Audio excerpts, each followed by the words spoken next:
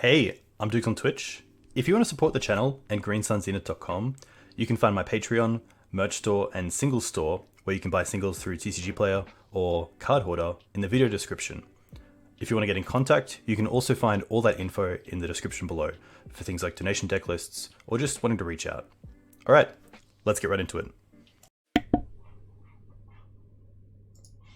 Hey team, welcome back to Dukes on Twitch. Unfortunately not a collab stream just yet, but this is Mark Strassman's take on Punishing Maverick. Really cool list. For those of you who aren't aware who Mark Strassman is, I would say he is the pioneer of Legacy Maverick right now. The dude has been putting up really good results with this and has always had a pretty good understanding of Punishing Maverick over the other archetypes. Not to say that he doesn't have that elsewhere, but I think when people think of Punishing Maverick, they probably think of Strassman. So really cool to take this list, make no changes, and see how it goes, because it is pretty different to what I usually play. No Scrib Ranger, only one basic, no Questing Beast. He's running a full Stoneforge Mystic package, no Mother of Runes, Gaddock Teeg, a lot of little things that I wouldn't think of playing. But I think that the results speak for themselves. Mark, as a player, definitely speaks for himself as well. So I'm pretty happy to take it as is and see if we can pull off a similar result. Hopefully a trophy, but I'll be pretty happy with a 4-1. So really cool to see this. Obviously, there's some pretty big advantages of playing red in Maverick. The blast effects are probably the biggest, both Red Elemental Blast and Pyroblast.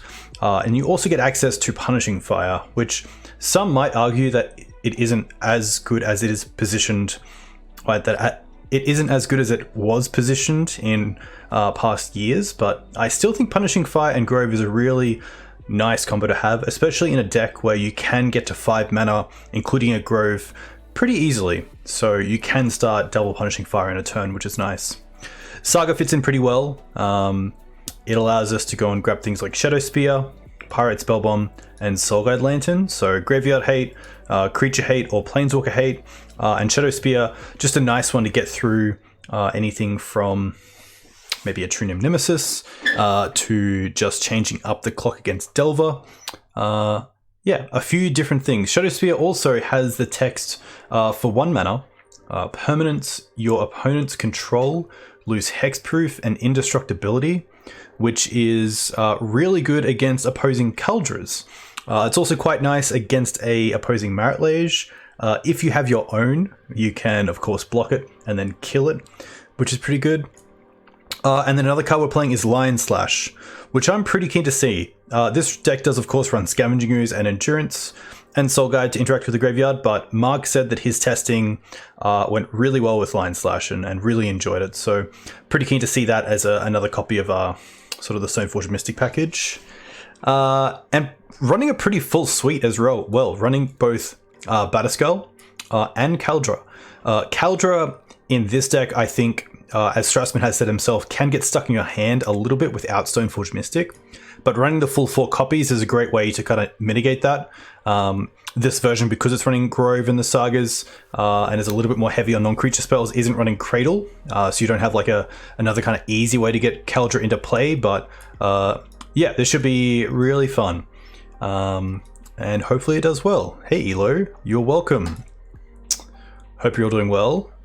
Playing a Legacy League with this, play points, nice. Gameplay, there we go. All right. But yeah, big shout out to Mark. Big shout out to the Maverick Discord. Mark is very active there.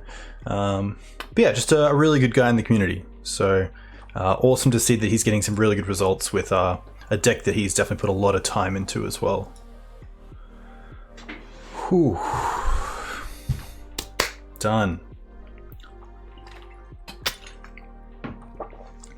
Just nice to get back and play some Punishing Fire as well. I haven't played Punishing Fire in a long time. On the play, which is really nice. And it's definitely an interesting hand. Like, we do have Punishing Fire for creature matchups. We do have Wasteland as interaction. We can cast anything we draw into, but probably not a hand I'm going to keep. I do want to have, you know, one of my 1-drops or 2 drops in my opening hand. I don't think just playing lands and passing and hoping that Punishing Fire or Wasteland's going to be effective is good enough, so pretty happy to mulligan this. And this is better. It's interesting what I want to drop here. I like saying that the Wasteland's a spell. I'm definitely keeping Stoneforge. That's really nice early interaction. It could just be the Scavenging Ooze.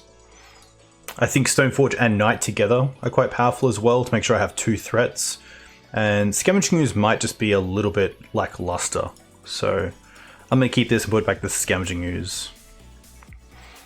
I think because the Wasteland is technically, in my eyes, a spell, this is a 3-lander, so I could potentially put back a land, but I kind of like just having 4 lands to play with, and if I draw into another one, then that's more than fine. So Scoos to the bottom.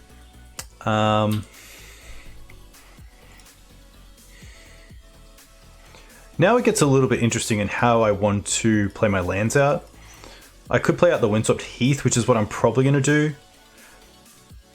And then the following turn, most likely just play the Forest, Stoneforge Mystic, and then potentially even Wasteland them and hold up Stoneforge. Or play Knight. So we'll see how this goes. Got 2 paper games of our local Legacy League tonight. Last night, on Abzan beat Storm, but sadly lost to Alurin. Alurin can be pretty tough. Lands. Okay. Saga. Sure. Map. Okay. I'd love to draw a 1-drop here that isn't Spellbomb. I think Maverick's pretty well positioned if you know how to approach each matchup. And if you're a patient player, I think that really pays off as well. So this is an interesting one. We could Wasteland the Saga here before they can hold up Crop Rotation. I could also just play out Stoneforge Mystic and get Kaldra and hope that they spend their turn dealing with Stoneforge Mystic. That would also stop them from being able to make at least 1 construct. I will fetch. I think in this spot I'm happy just to get the Savannah. Get the Forest. Play Stoneforge. It's definitely tough. I wouldn't say that from like a tier perspective, Maverick is up there. But I think if you're a decent player and you have a lot of reps with Maverick, you're going to beat a lot of the players who are playing tier decks that don't have the experience. I think Kaldra's just best here because it really makes them have to deal with the Stoneforge Mystic. And the Saga getting Needle is a turn off, so luckily we can sort of hopefully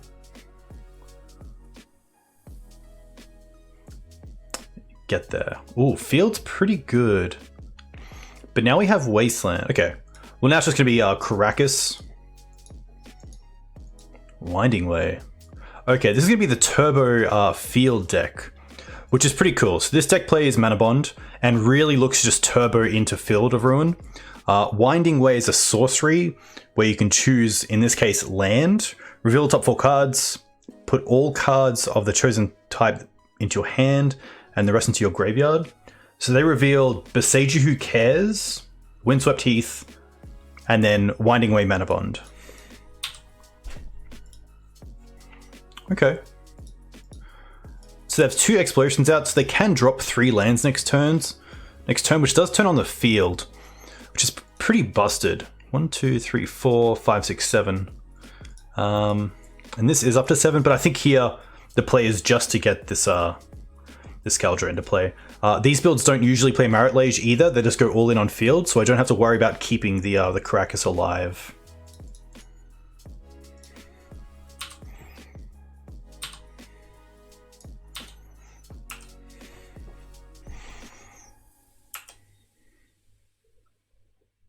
They do get Saga here, which is a little bit tough. I guess that does also take them off a land to then trigger the field, which is probably a good thing. Maze is going to be fine because we have this Wasteland. But unfortunately, I can't Wasteland and also Spellbomb the construct. Oh, okay. This is pretty interesting. One little note here is that this token has, or the germ, has indestructibility. So you don't have to pay for a tabernacle cost on a germ equipped or a creature equipped with Caldra, which is pretty sweet.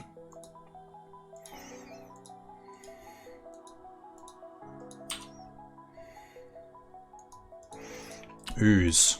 Okay.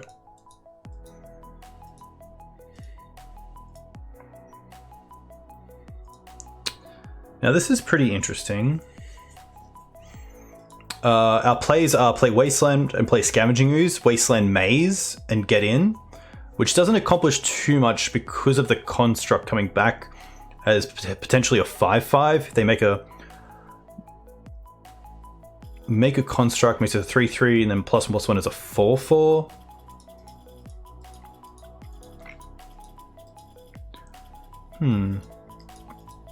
I could also play Knight, and then next turn double Wasteland, Maze and Saga.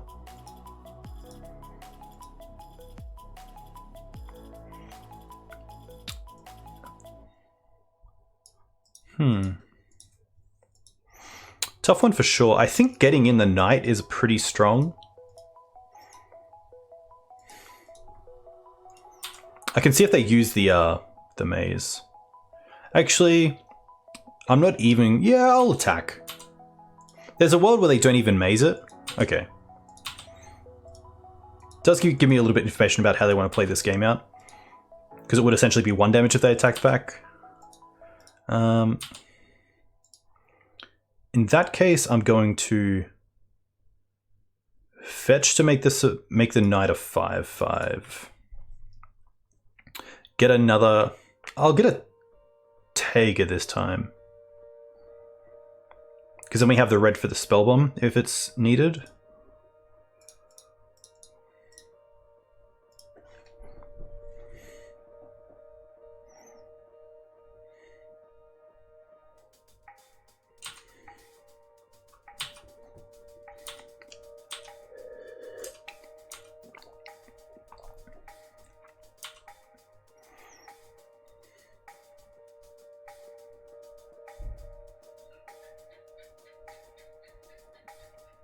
All right.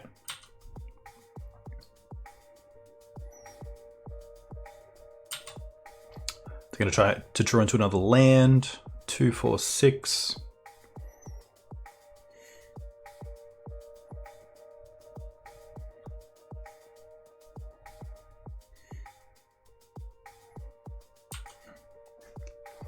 Interesting, they play this. Another Winding Way, potentially.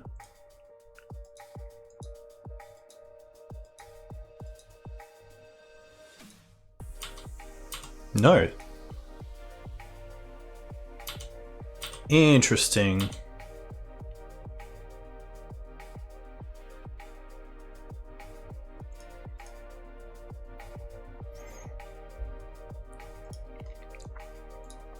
I'm gonna go after the Saga first.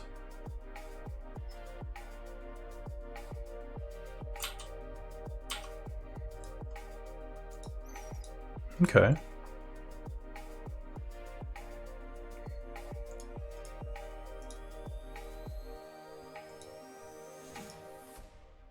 Play the spell bomb.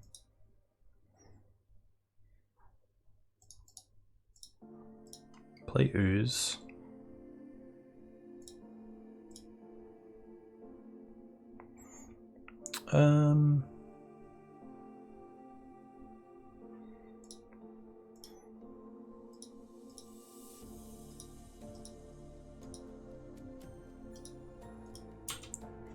I don't think I even want to attack here. I think I'd rather hold the knight back. 2, 4, 6.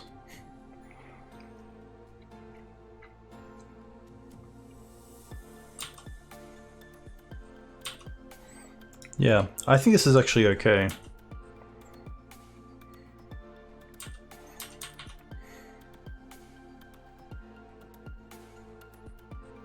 Mulch, reveal top 4 cards of your library, put all land cards, reveal this way into your hand. I think in this case, I'm going to get rid of the field right now.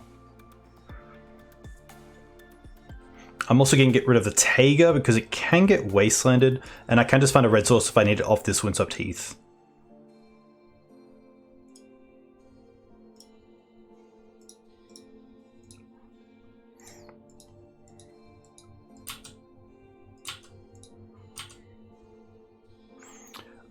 There's a Saga, Manabond, Caracas, and Wooded Foothills. So not too bad. Saga's pretty good. Hey Pickle, welcome. Hope you're well. Interesting, they have Beseiju. That's pretty good.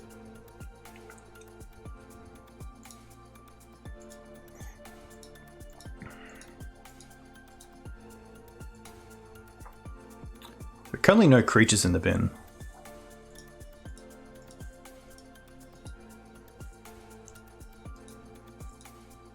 Sure.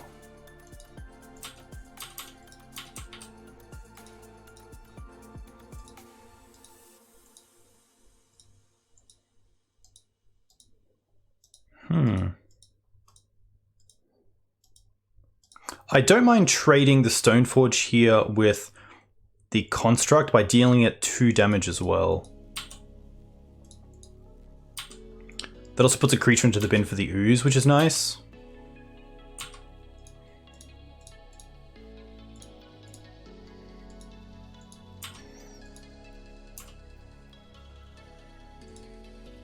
Lion Slash, that's pretty interesting.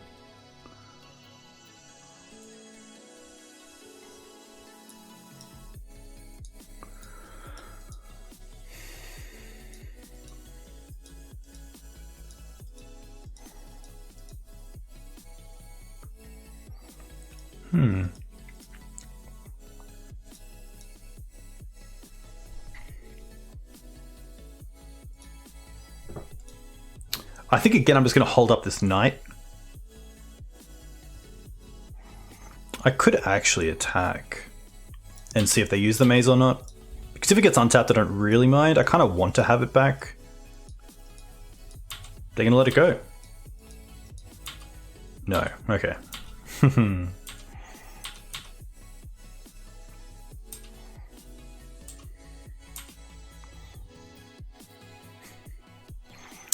Probably should get rid of the Saga. Wow, they're just going to concede most likely to the Lion Slash. That's really interesting. Okay. Alright. Definitely some cards here that I don't really want. Straight away, I like the Bog. The Needle I don't mind. Like, are they the Saga deck? Hey Dan, new job is going fantastic. I love it. Great people. Really nice people. I'm just really enjoying it, which is cool. You don't often, I know some people don't get that with work, so definitely feel pretty chuffed in that area. Jide can most likely come out. Swords, these are all pretty good. Spell Bomb is probably not the target that I want. It could just be this.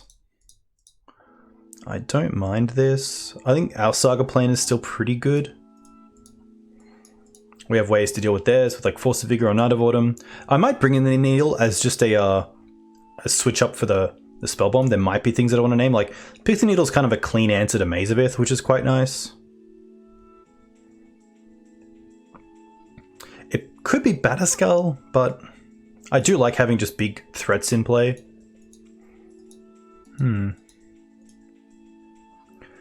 I could potentially drop a Sword as well, like... We have a lot of answers to Saga and Field, which is their main ways of winning, that these decks don't tend to play actual creatures. It's really just a token-based strategy, which is pretty interesting to think about. Never would have thought that lands would have got there, but I guess for a while their only creatures were tokens in Marit Lage, so it does make sense.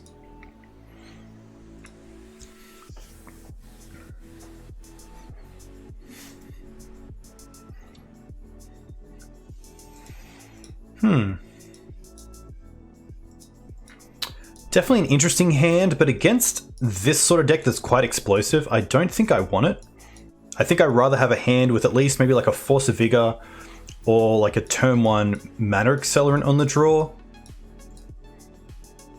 especially against Wasteland.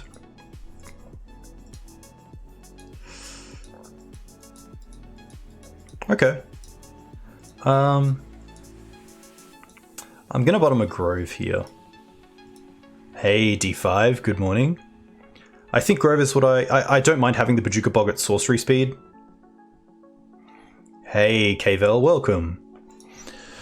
Thank you. Really nice to have you. Hope you're doing well. Opponent kept 7, but they're not playing a land? Okay, there we go.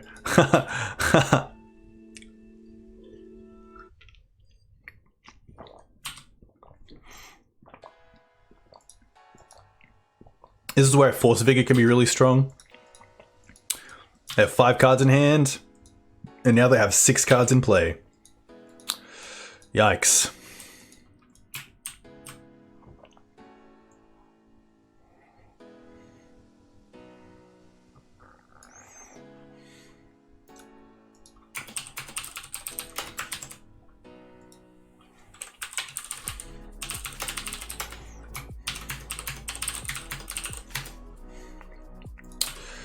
It's pretty good.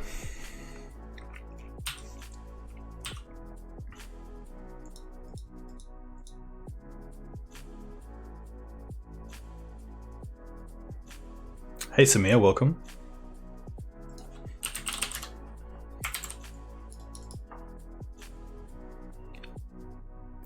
This is a tough one. This is nearly a concession because like we can dual land into Dryad Arbor and get double wastelanded. We can potentially go Forest into Dryad Arbor to at least draw out a wasteland. I don't mind that. Could also just go Forest Pass and then hold up Mana Dork. That might actually be it. I think I will just pass. I don't...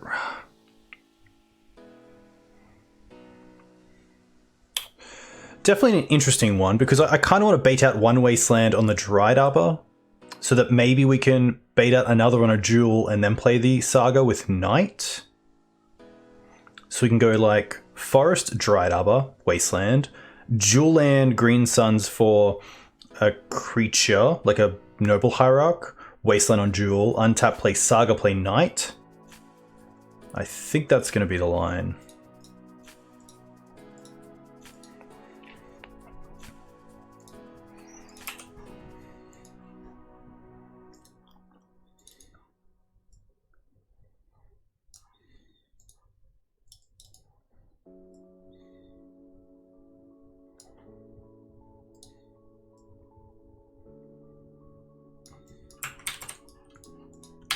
All right.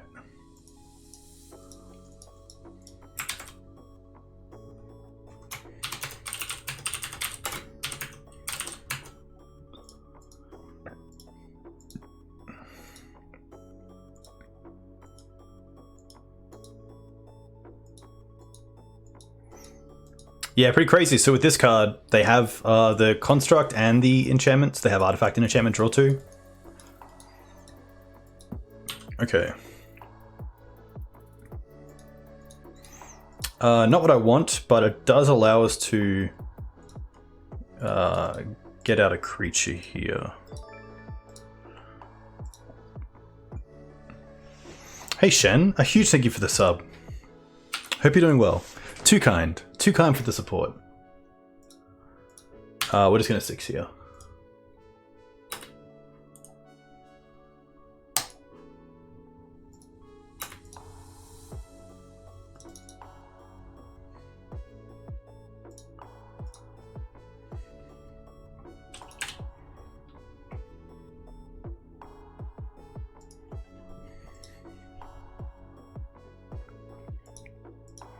Too kind. Hey, Legacy Council. Hope you're doing well. Jeez, Bojuka Bog, Field of the Dead, Roadside, Double Field. This is like a new variant of lands that's been showing up, which is pretty much a turbo Field of the Dead deck, which plays cards like Mana Bond to just try to get all your cards into play. I played Roadside Reliquary, which is kind of cool because you usually have both either Mana Bond and a... yeah. Oh, gosh. Oh, gosh. Yeah, it's looking for turbo creatures.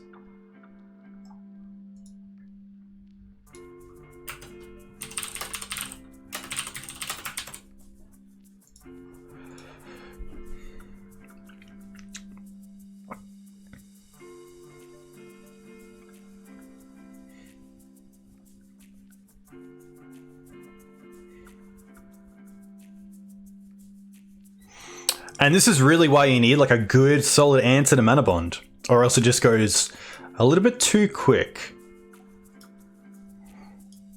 Yeah, pretty much Turbo Field. I kind of like the name Turbo Field.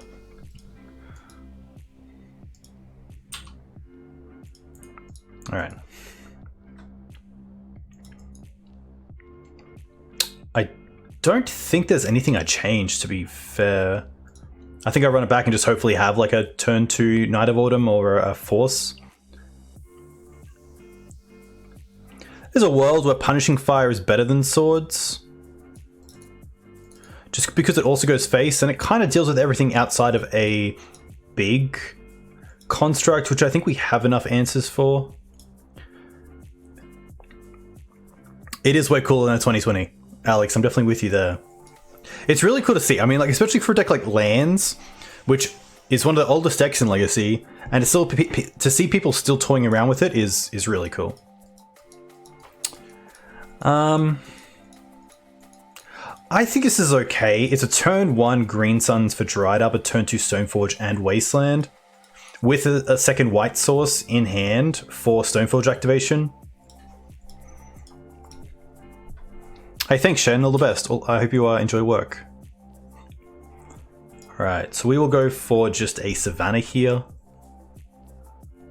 And then Green Suns, Dried Arbor. Opponent kept 7, which is always pretty scary.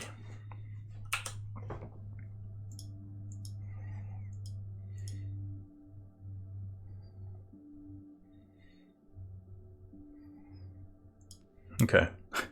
Much happier to see the yeah, we will.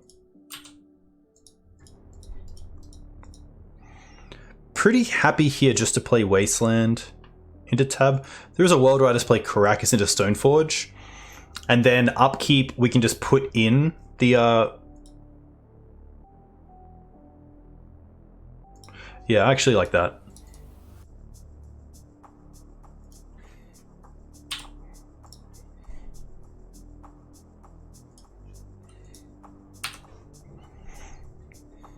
Hey, look boring. Yeah, this is interesting. Custom sleeves arrive tomorrow, and I'll have Green White Maverick ready. Nice. Very cool to hear. What are the custom sleeves?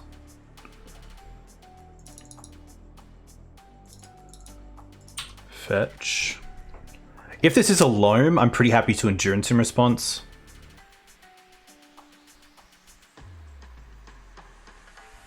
Sure.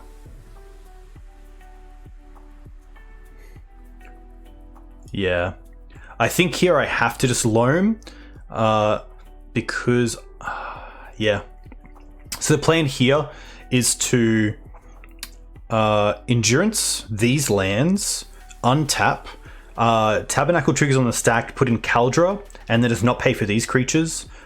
This won't die because it's indestructible, and then just Bojuka Bog away the Loam, and hopefully that's good enough.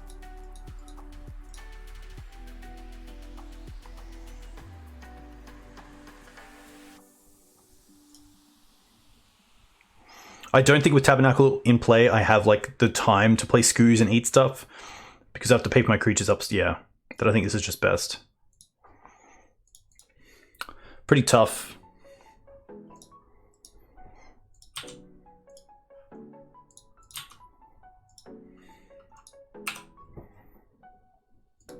Alright, so upkeep on the stack. Put in Kaldra. No. No. Bog them away from Loam. attack with this.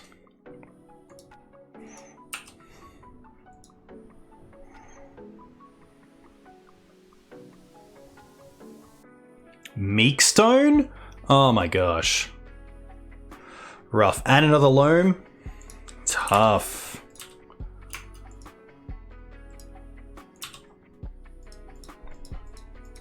Okay.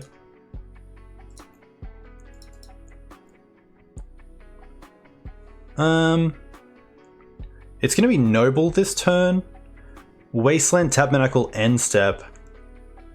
And then try to get a land for Night of Autumn on Meekstone.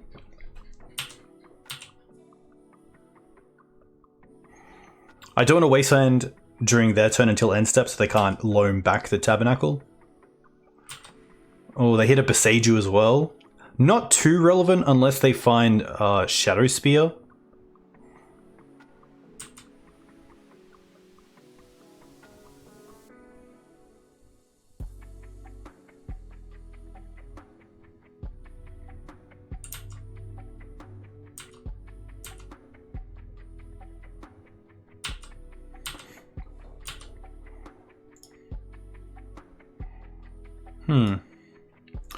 Yeah, I think this is correct. I could also hold it, but I think just for the turn I have to try.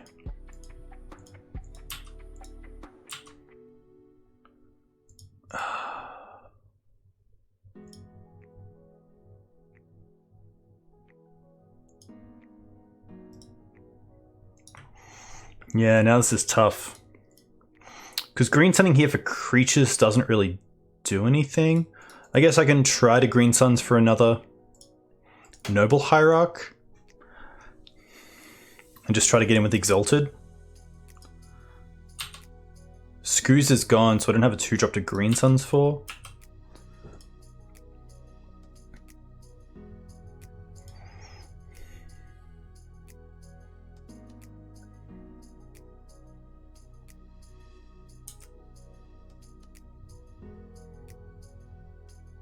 Meekstone really strong as well because you can find it through Urza's Saga. I never thought about that.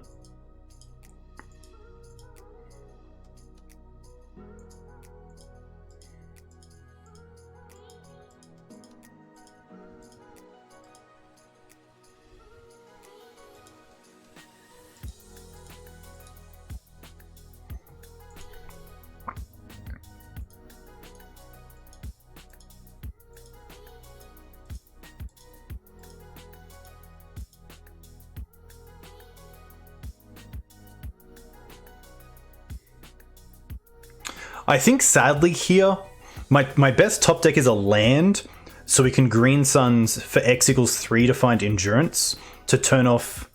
Well, not really turn off because I've already put the loan back into hand, but to like build out the board a little bit, or find Night of Autumn for Meekstone. So I think I just have to float. Not pay for this one. Pay for this one, and then don't have to pay for this. Draw land. Yikes.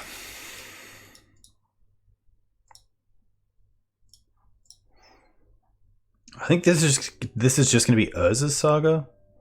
It could be Roadside because they have it in the grave, but I think Saga's a big one.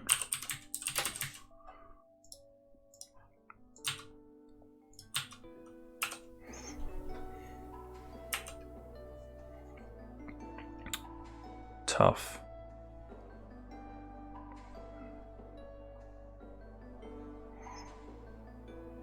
Yeah.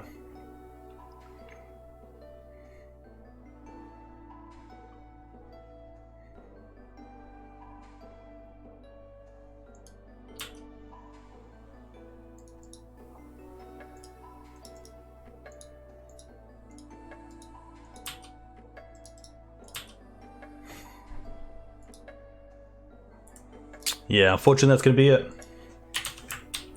Tough. Locked out pretty easily there. The Life in the Loam and Meekstone were really strong against our hand.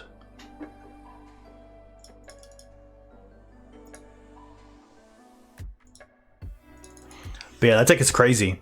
That is a deck I definitely want to have more than one Force of Vigor against. because those exploration, or even obviously the mana bomb ones are, but even the exploration starts are really strong. Yikes. That's a beating, to say the least.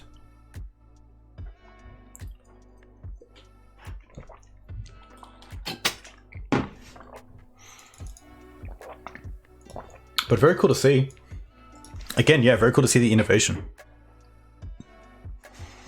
8 Mulch, that's the name of the deck. I believe the player actually wanted it to be called 8 Mulch as well.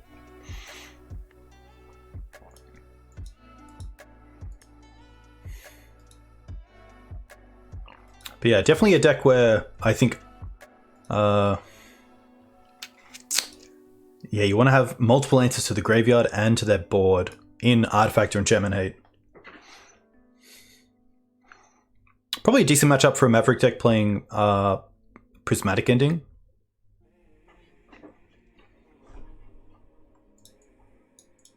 But yeah, big yikes.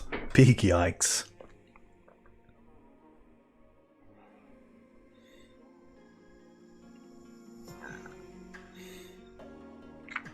Yeah, pretty funny to see Baneslayer pop up in a few 5-0 lists in Maverick.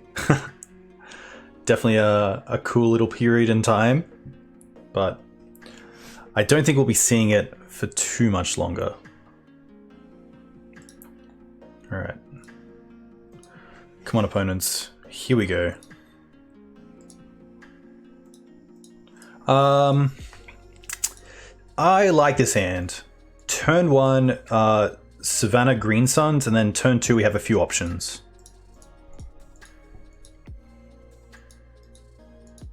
Opponent kept 7.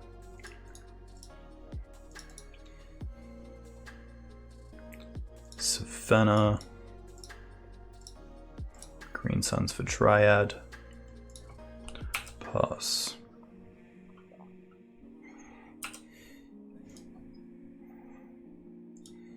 Yavimaya. Ancient Stirrings. Interesting. Haven't seen Ancient Stirrings too much in Legacy. A very powerful card. It's going to be Cloudpost. Well, we have a pretty good draw against Cloudpost, which is really nice. I don't want to show the Wasteland yet either. But I don't want to play the Saga, I don't think.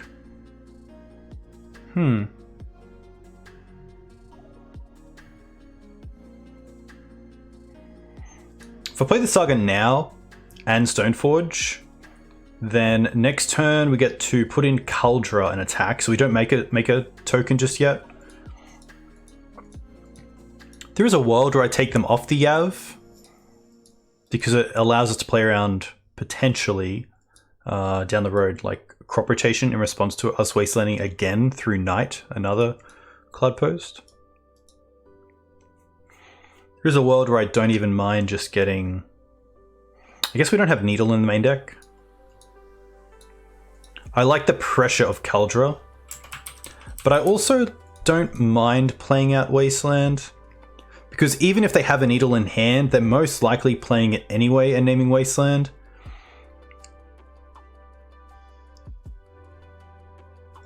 Yeah, and then we get in for 1 damage as well. Kaldra.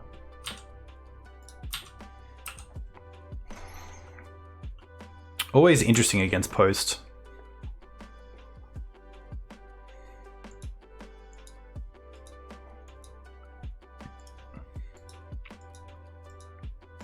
So at least next turn I get to play the Saga, attack with Kaldra, and the following turn make a token, play the other Saga. This could have been a game where my opponent is just too slow on the one mana start on turn 1. But if they played a tap Cloudpost, I would have definitely wastelanded it, so... Definitely a tough one for them. Especially a tough one to navigate if they don't have Pithing Needle.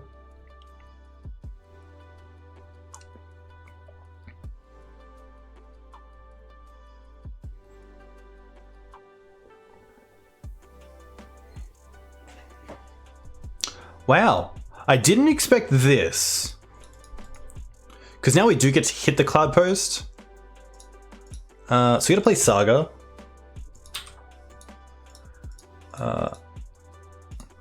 Activate Stoneforge, put in Caldra. Hit a Cloud Post. And then attack for 6.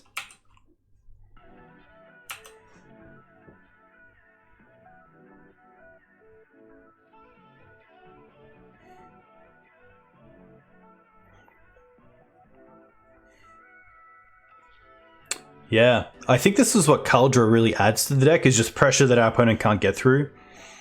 Like, the Wastelands are obviously quite nice, but really nice to be able to just, like, have that pressure in play that kind of causes a 2-turn clock from there.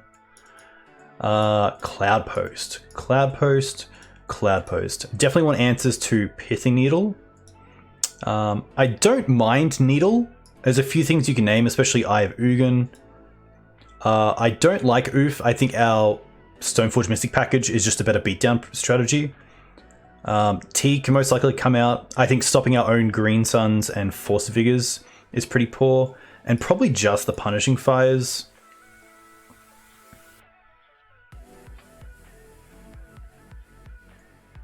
Fire is definitely interesting though, because if they're playing a Elvish Reclaimer build, there's a world where there's 1/2s I could be hitting.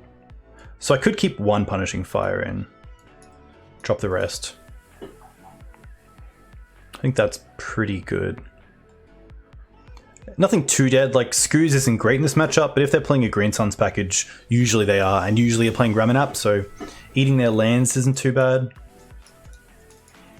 I think this hand is just too like non-interactive. Stoneforge Mystic package is fine, but especially on the draw, I want to have at least one piece of interaction, like a Wasteland or an Artifact or Enchantment hit. Okay, this is actually pretty nice. We can bottom the Batterskull as well. We have the Stoneforge Mystic.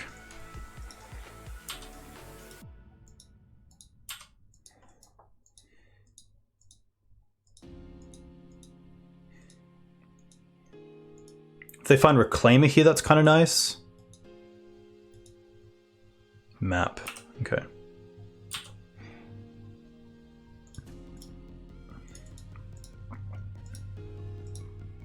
Just gonna Green Suns here for Arbor. Which at least means if they want to play like a Cloud Post this turn that comes in tapped, I assume they play in a... Oh, they do bring in the Bog. That's huge, because now we actually get to hit the map. Which I didn't think... Okay, well they have 2 maps, but I didn't think we'd get that chance.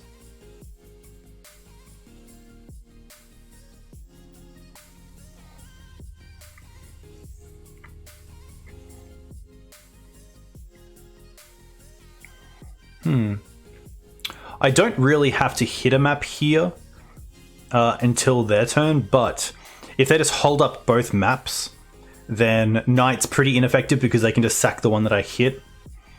So I feel like I still want a Knight here. It does mean we don't have great outs to Pithing Needle, but I think that's okay.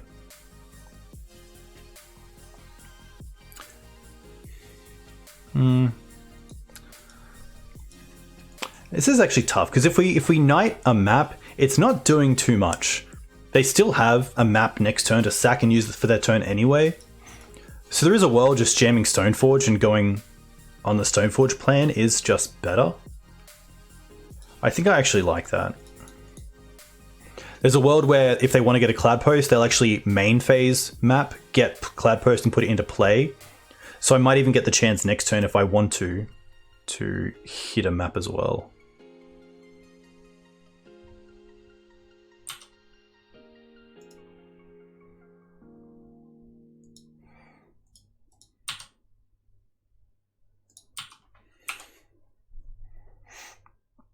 We know they have a Vesuva in hand as well, so they are, in a way, incentivized to put a Bojuka Bog into play.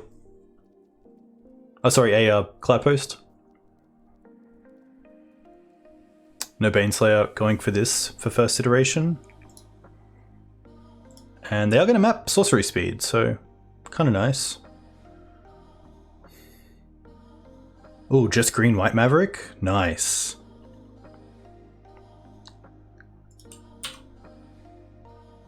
Taiga. Now it's interesting.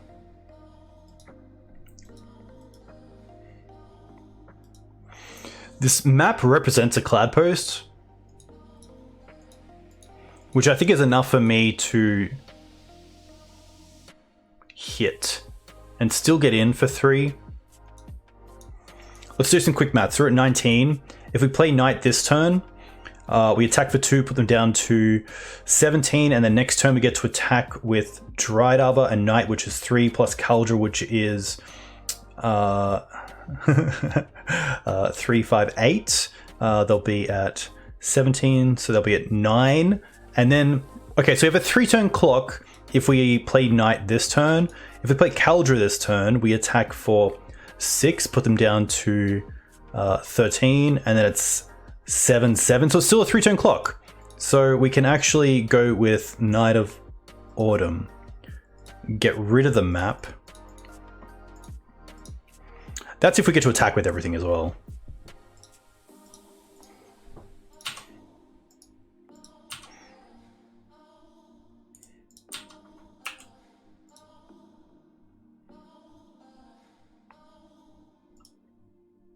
We know about the Vesuva, so they do have 4 mana this turn. If they want to use it.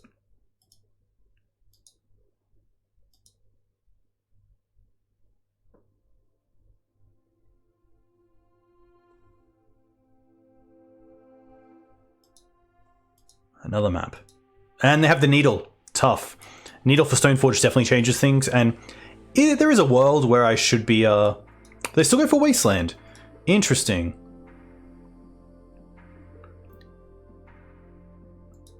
And they're going to map now.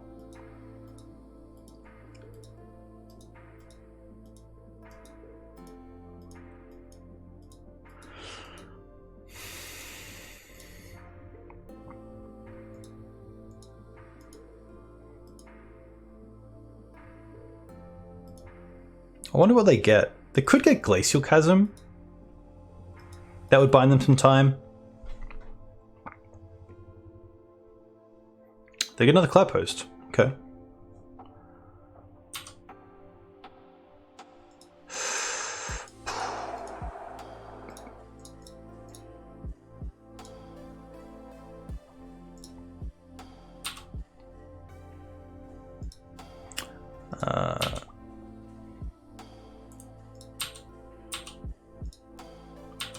Nice. Put them to 9. Play the Wasteland still, because if we draw into like a Force of Vigor, we can cast it, or another Green Suns for Outland Liberator. That'd be pretty sweet. But now they have to have a payoff right now. 3, 6, 7, 8 mana. I'm going to assume we see Prime Time here.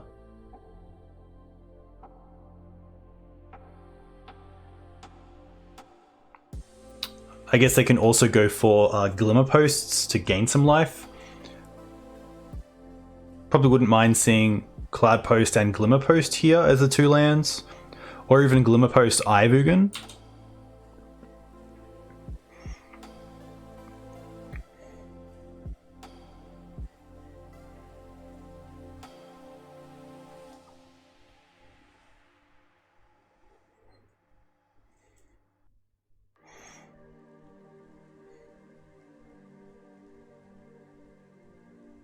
Okay.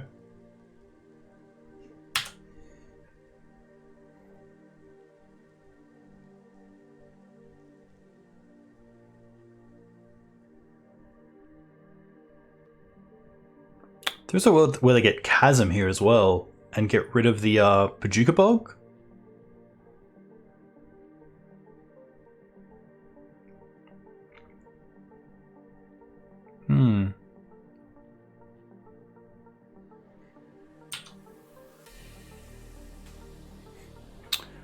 I think I just have to, unfortunately, hit the Prime Time here. Them attacking with it, even if they lose it to the Cauldron, getting 2 more lands is just too much, I think. I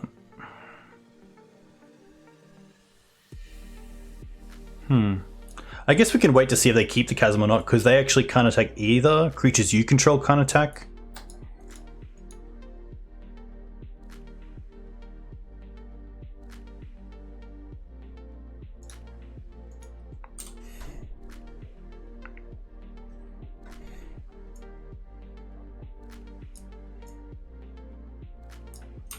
Yeah. Tough one.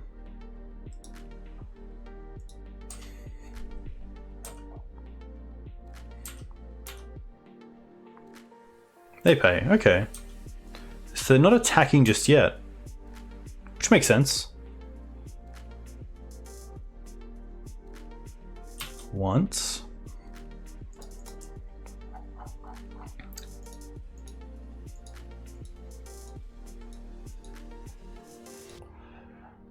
They find a prime time, but they don't have, oh, they do have the green mana. Tough. That's probably going to seal it, I think. And maybe it comes down to Night of Autumn and just not worrying about the map. I think that's what it is, unfortunately. But it's a great way to learn. Definitely.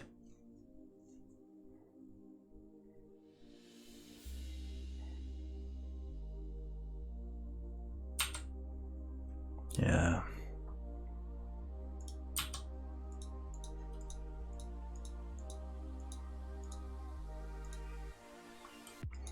Another prime time.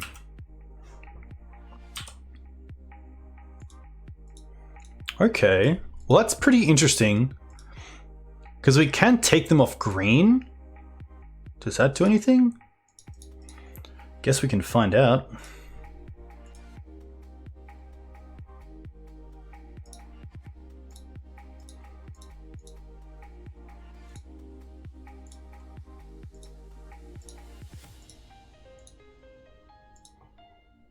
I'm also going to see if they pay an upkeep or not.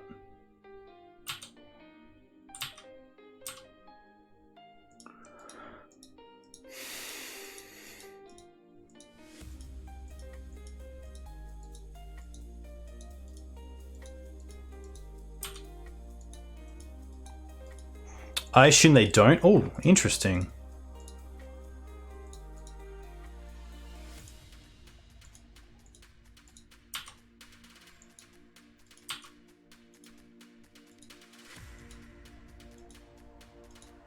So they have all the mana in the world, but nothing to really do with it.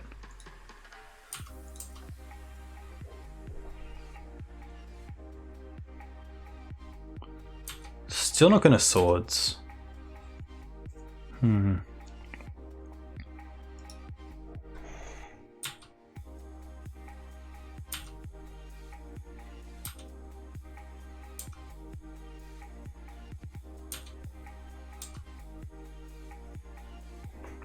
All right.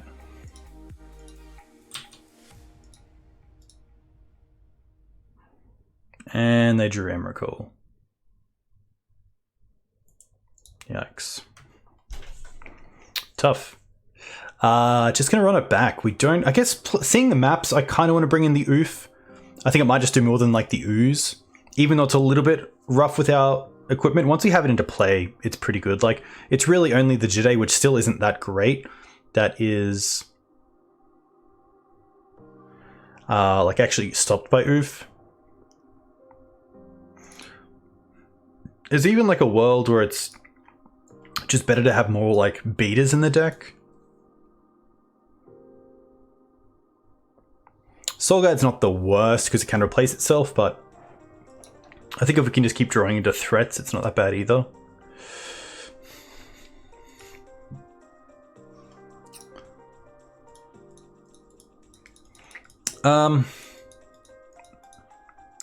Yep. Just really tough against the starts with Pith Needle on Wasteland.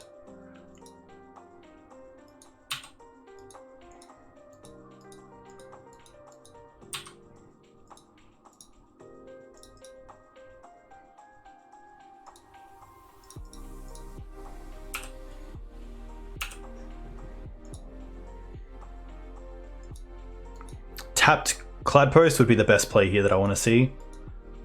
But they did find a Windswept Heath. No, they found a Yavimaya, I believe. So I shouldn't go Yavimaya pass.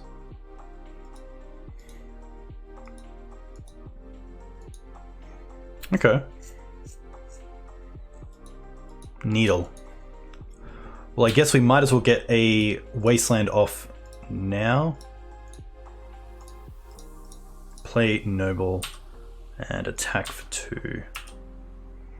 Then next turn we get to play a 5/5 knight and also attack for 2. So the beatdown strategy is definitely there.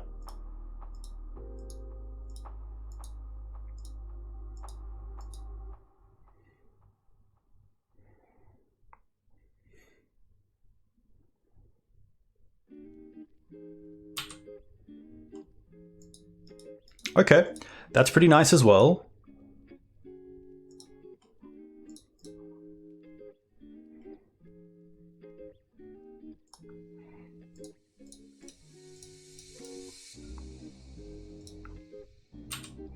Means that next turn we can Green Suns for Knight of Autumn.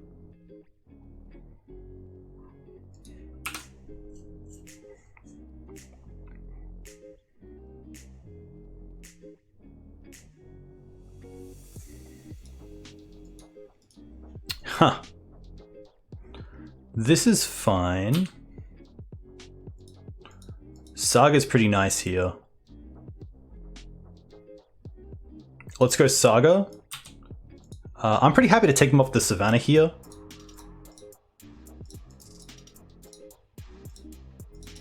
This also allows us tapping like this to attack in for 2.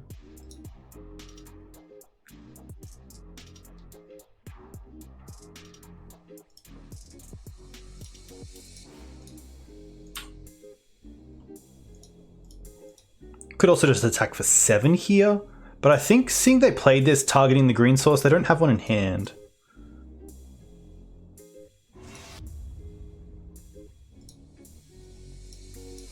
Also just playing around crop rotation here as well.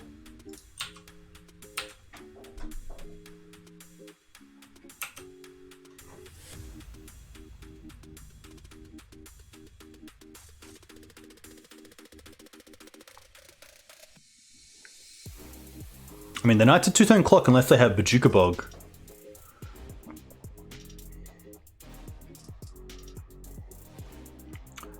We also have Saga coming, which is kind of nice. Yeah, just too strong. And like, the Wasteland Knight plan is just so good there. And then to have so many outs to Needle is quite good as well, so happy to come back and get back on the board. Whew.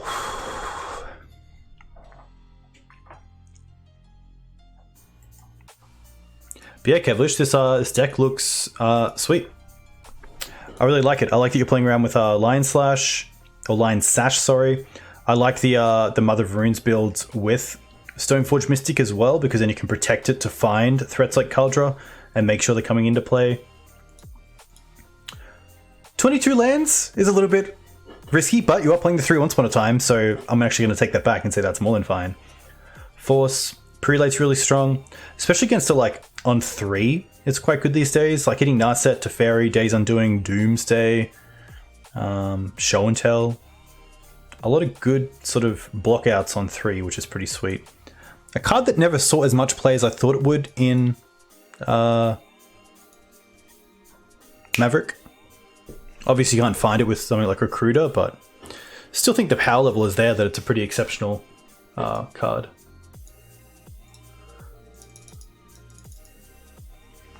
Hey Black Thunder, thanks for the follow. Hope you're doing well. A big shout out to my 2 sponsors, Card Hoarder, who allow me to borrow these cards and play these decks, and to MTG Mate, who is an Australian online store. You can check them out at mtgmate.com.au. I believe this weekend they're having a buy, sell, trade day at Ace Annalee Comics and Games in Brisbane. So if you're from Queensland, have some cards you want to get rid of, have some cards you want to find, MTG Mate probably have them. And guess what? You can also get 5% off with code DUGS at checkout on your singles. So definitely check out MTG Mate. All right, let's get into it.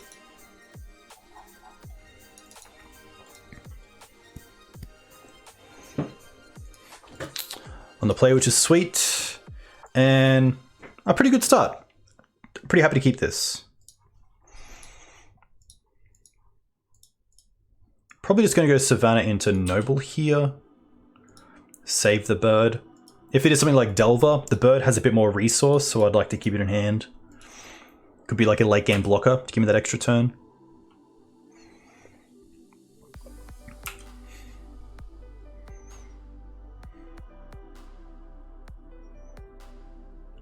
Swamp.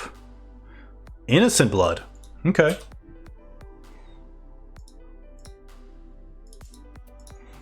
Some sort of Pox deck, potentially.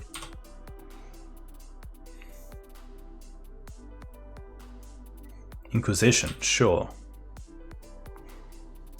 Probably takes Knight here.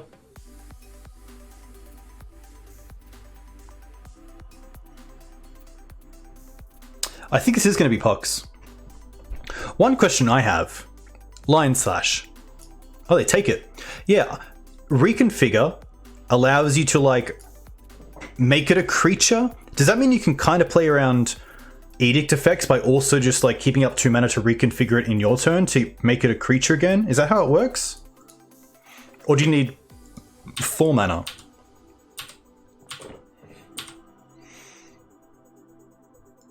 A land here is perfect, because it means now I can also hold up Fetch for Dryad Arbor as a creature.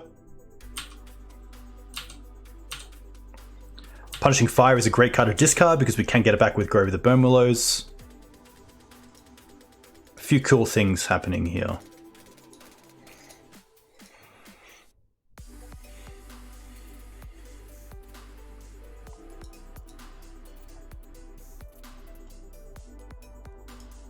Three mana. Swift End destroys her creature. That is fine. Hey, Enos, sorry. Big thank you for the follow. Hope you're doing well. Stoneforge, pretty good. I think here I'd rather get the token than play a creature.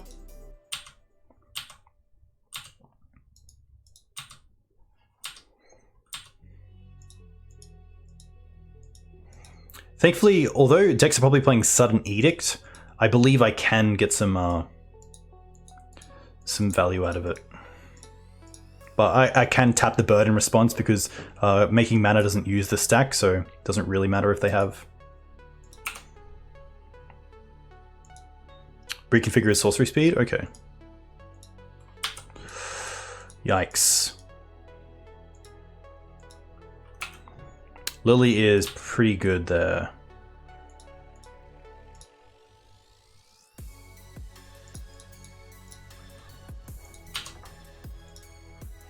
It's just going to be Kaldra, and hope that Kaldra can get there.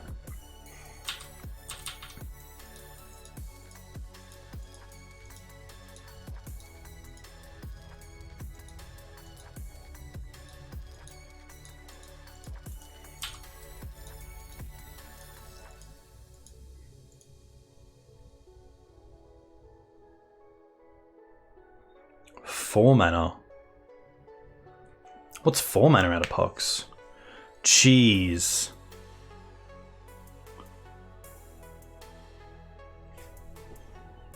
It's pretty good.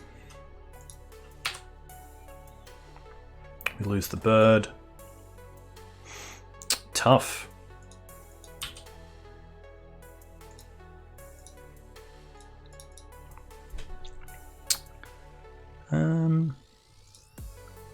I definitely want to take out this Saga, and then probably just play the Teeg as a creature.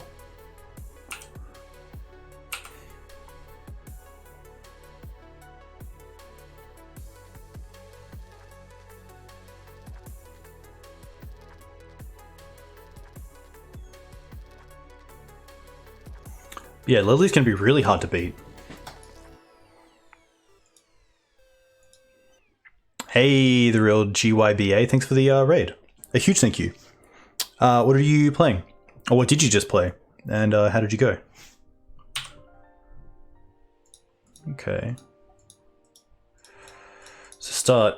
I think Teeg here is really just Edict protection. I'm just going to get Batterskull because it's a second big threat we can put into play. Oh, they're just holding up Castle.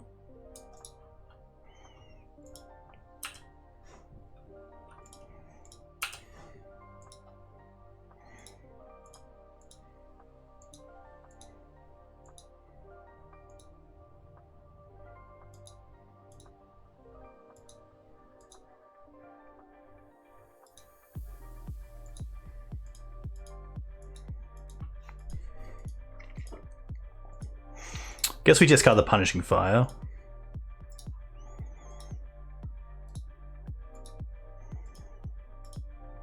Then we lose the Tiger.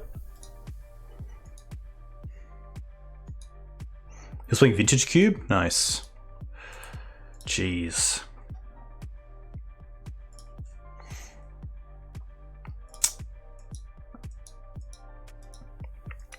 It's tough to run the Saga package in 3-color decks, but I guess in this version it's fine, so I could see it. I could see a world where you could fit it in. You just gotta make sure your mana's pretty good, because I think with Maverick, getting the mana right is probably the best thing you can do.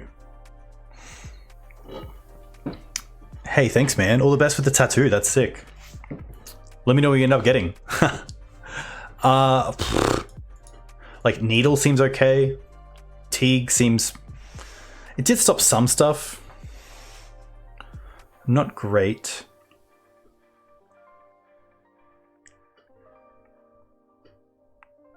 It's a tough one. Like, that was a sweet hand against Pox, but they just had better cards. Really tough. Just lined up really well.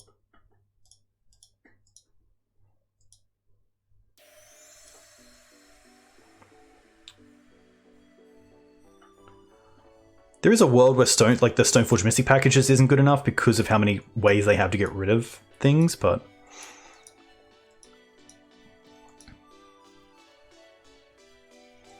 I think Legacy's shaping up pretty well. I really like the format.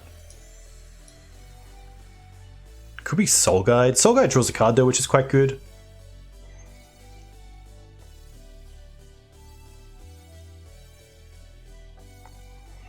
I don't think the Pachuca Bog is necessarily that great. There's not just like too many things that I want to answer. If there were like a Bloodghast deck, like a version of Pox, I wouldn't mind it. Probably like the extra Knight in case they're playing Ensnaring Bridge. It might just be Teeg. I think Teeg turning off our own Green Suns is pretty big. And it could just be a Swords. But I actually don't mind Force of Vigor because of the Urza Saga plane from them.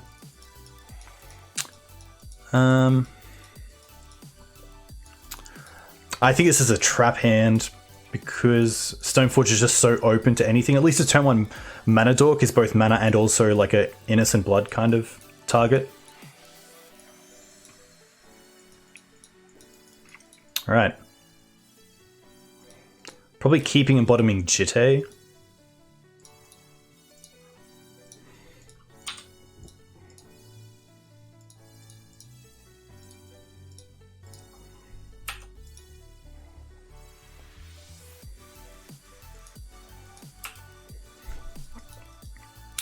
But a tough hand. Really need that Noble Hierarch to stick around.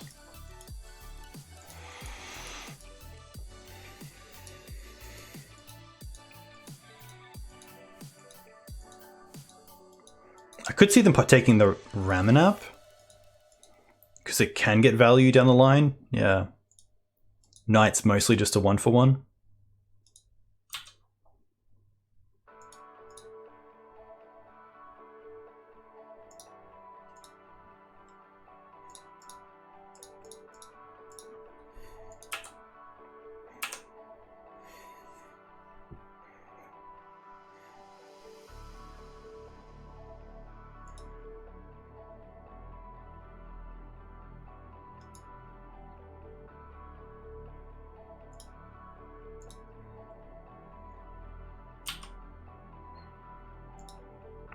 Yikes.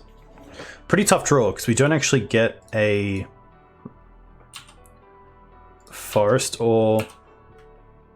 I guess there's a world where I should just cycle the Spell Bomb to try to find a forest or a plains for the night.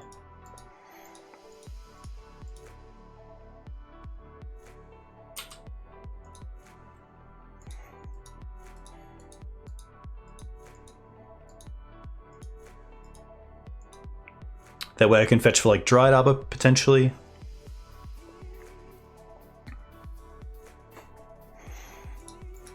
I'm pretty happy to hit the Castle Locthwain here. And then make them sack a basic. I could also draw in response, and I probably should have, but I think Grove's just a... Like, if I drew into Punishing Fire, there is a world where I'm supposed to actually...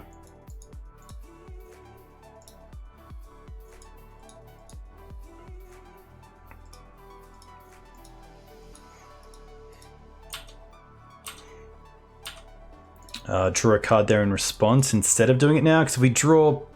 Okay, well, it's a pretty dead card anyway. Well, now it's not.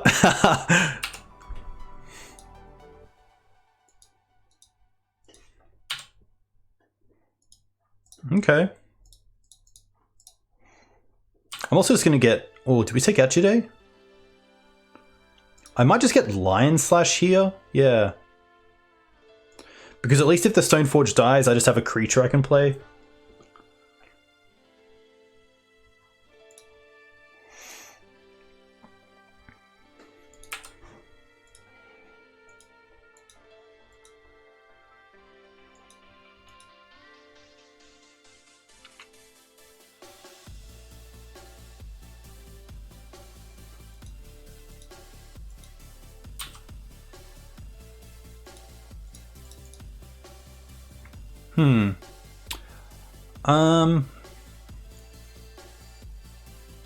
Yeah, I'm gonna go for Stoneforge again.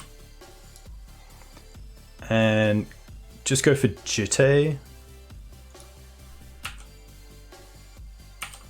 They do nothing end step, which is kind of good.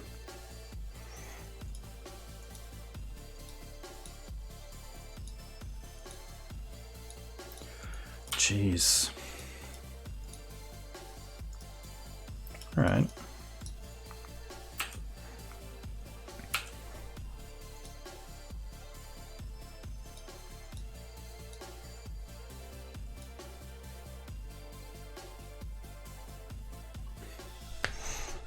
It's tough.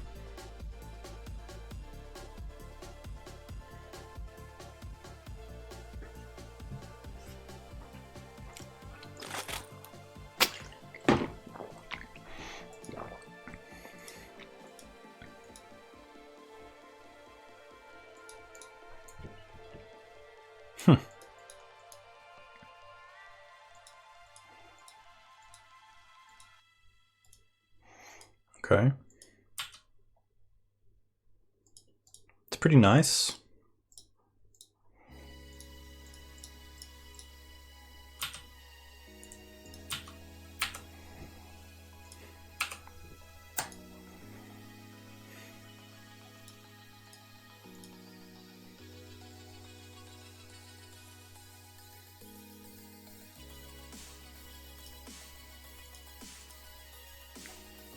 This isn't too bad. I could see them just tick up.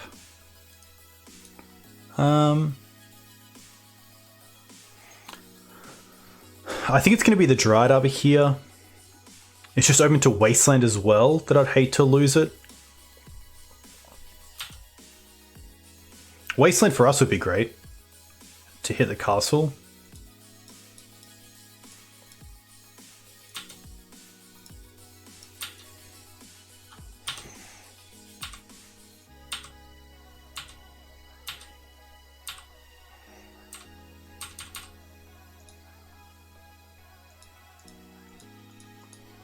Saga's really strong. Jeez.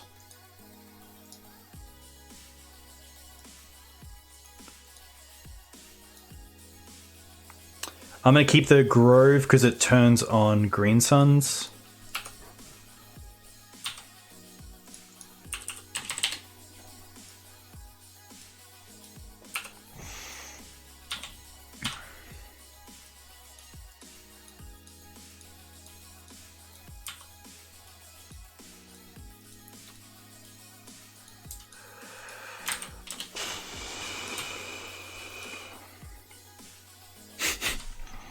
Not much I can say.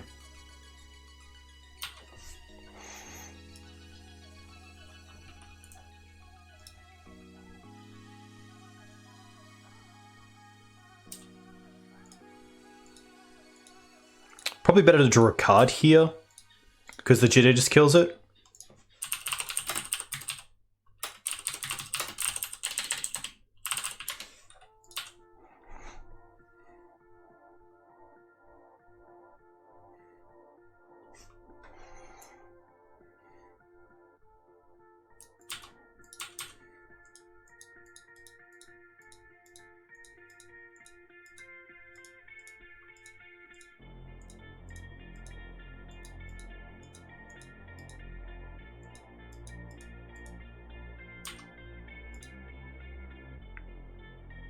And now we can respond.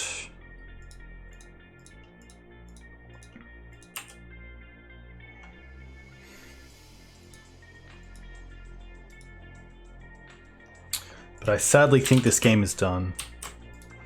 Yeah, it's going to be too tough to get back from this. Tough. Sometimes Pox just poxes you. Nearly got Stoneforge online. But I think if any deck's going to keep you off Stoneforge from getting online without protection, it's going to be Pox.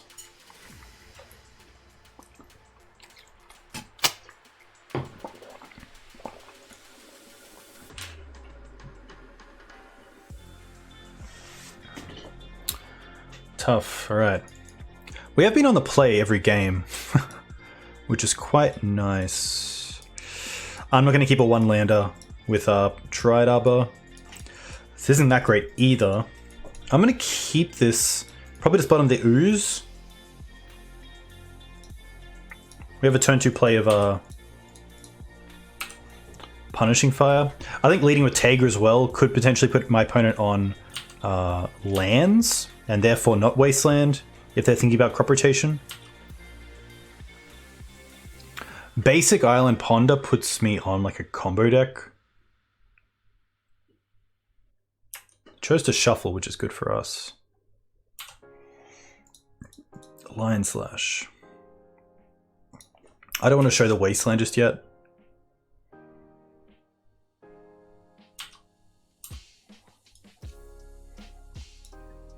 Second Island. Probably either Show and Tell or like a High Tide deck, potentially.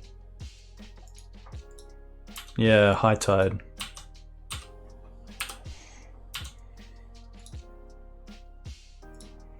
Tough. No white mana means we just have to pass here with Endurance open. Not the worst, because if their High Tide win is Brain Freeze or Blue Suns, we can Endurance ourselves.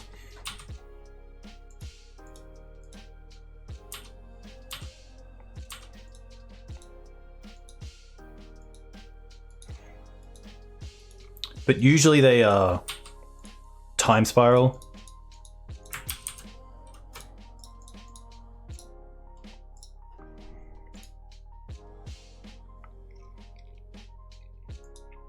Yeah, Deafening Silence is usually pretty good against them.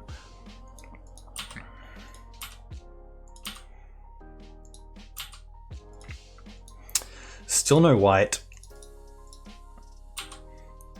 Wasteland here really just being a anti-shuffle effect. So if they brainstorm, I'm definitely just going to Wasteland the Misty in response.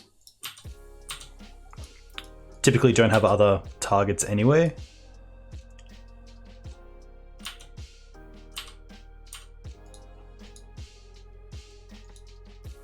Yeah.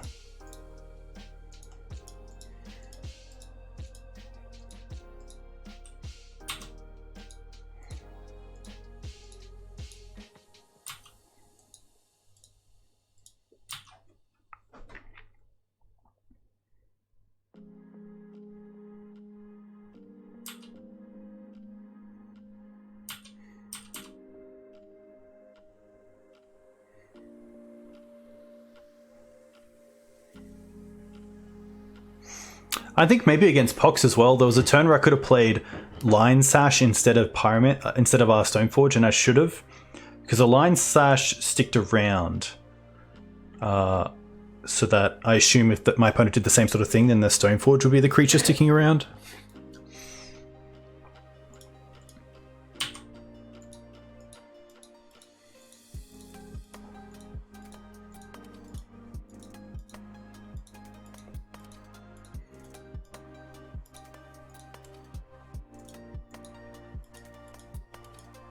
Opponent probably was getting a High Tide here.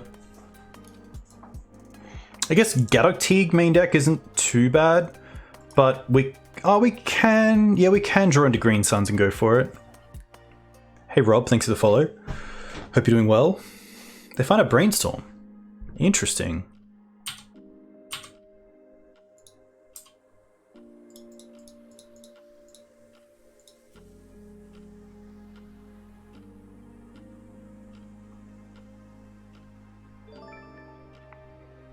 Hey, surely it's Brad. A huge thank you for the sub. Too kind. 2 months is very nice. Hope you're doing well. Hope we can draw green suns.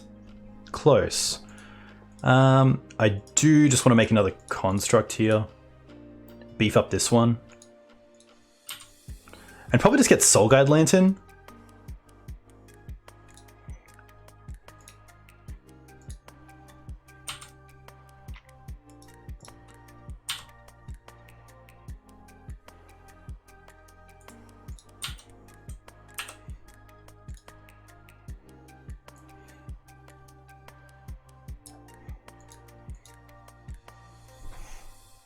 I mean, we nearly have lethal next turn if we get to play the Lion Slash, so they do have to go off next turn.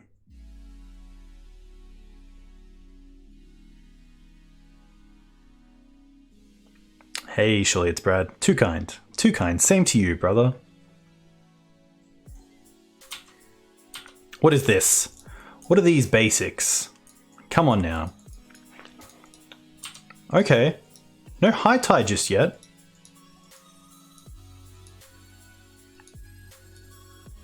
Put one top, one bottom. Now they ponder. Wow.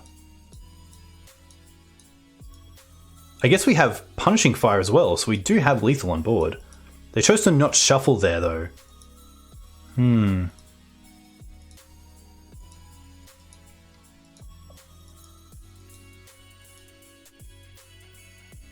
Yes. Yes. Oh my gosh.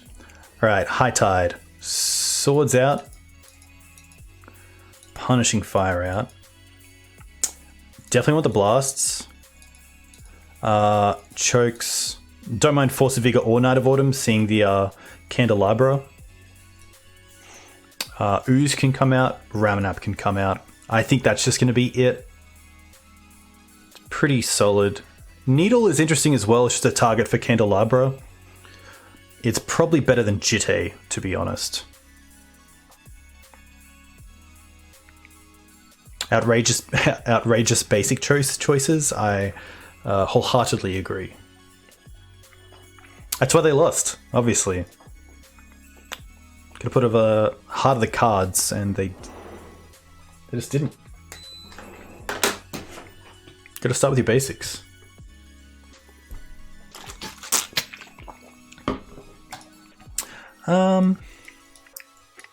This is pretty much a 6 without the Cauldron, and I don't think I would keep it. I really want to have like a blast effect in my opening hand. This is like a turn 3 Gaddock Teeg, but that's about it.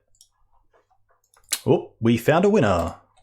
I'm going to bottom the Knight, because we can go like turn 1 Noble, turn 2 Liberator, hold up Blast.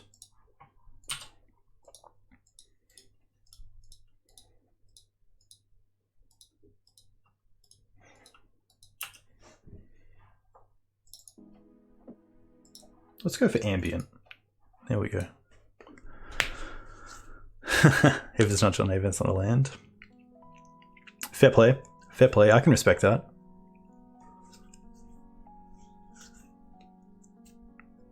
I don't believe High Tide go off on turn 2, so I'm pretty happy to just go Noble Hierarch here.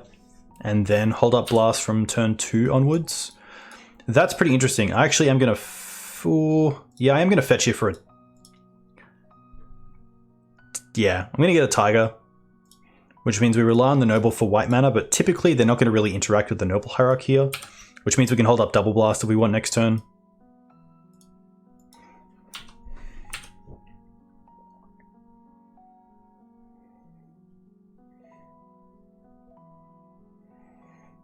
I'd love to see a High Tide deck that like sideboards into Show and Tell.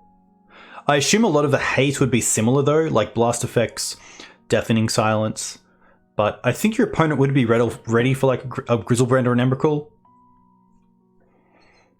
Just a little thought for those out there playing High Tide. 2 cards on top with the Preordain. Alright, let's play Grove. Liberator pass.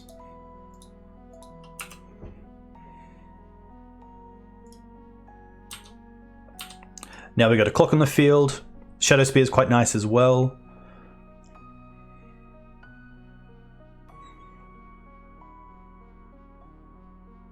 I'm happy with this. They can have the tutor effect. I'm going to hit the target, which is most likely High Tide here. And there we go.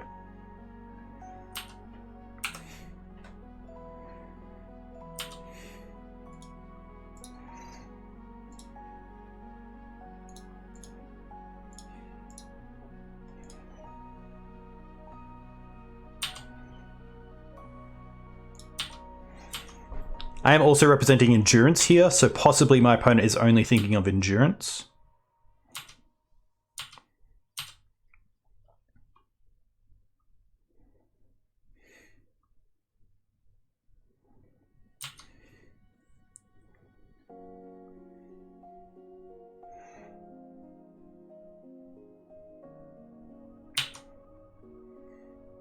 There is a world where I could wasteland the prismatic there, but I like that if I don't draw a land next turn, I can still hold up double pyro. I assume they're going for it here, but there is a world where I could hold up double pyro. I'm going to think about this, because there is a world where it's better to keep the blasts for the big spells and let them have High Tide. But is that too risky? That's the big question. Like, let's quickly get up a Legacy High Tide deck.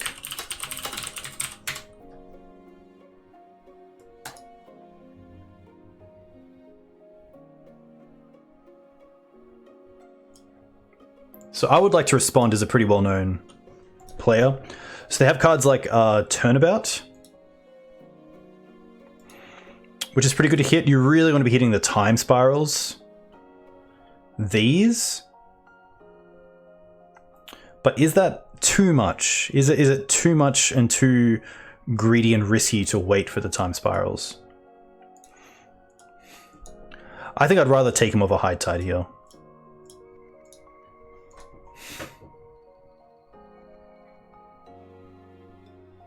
See if they fight over this as well.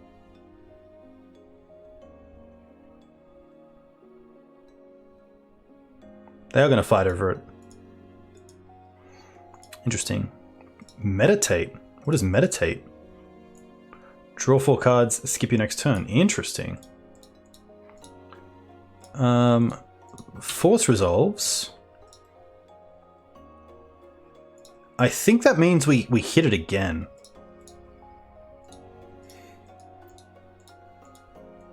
Nice.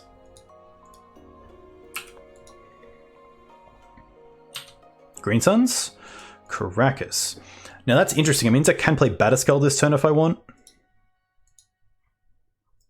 Or, yeah, I think that's better than equipping Shadow Spear.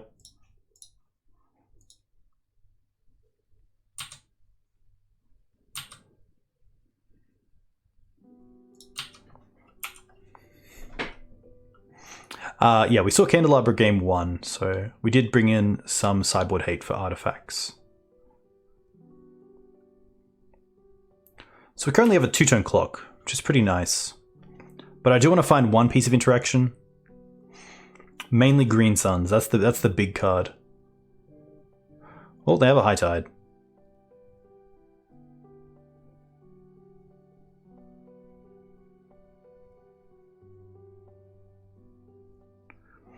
I guess there's potentially a world where we should just hold up mana in case they try to go off, and we can, in this situation, like, it would be nice to be able to have the Red Blast up, but we don't.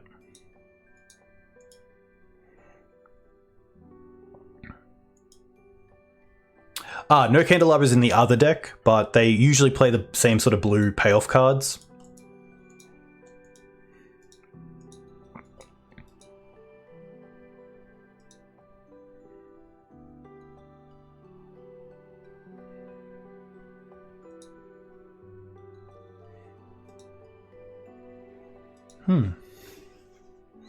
Hey, Day NIN, or Day N1N, thanks for the follow. Hope you're well.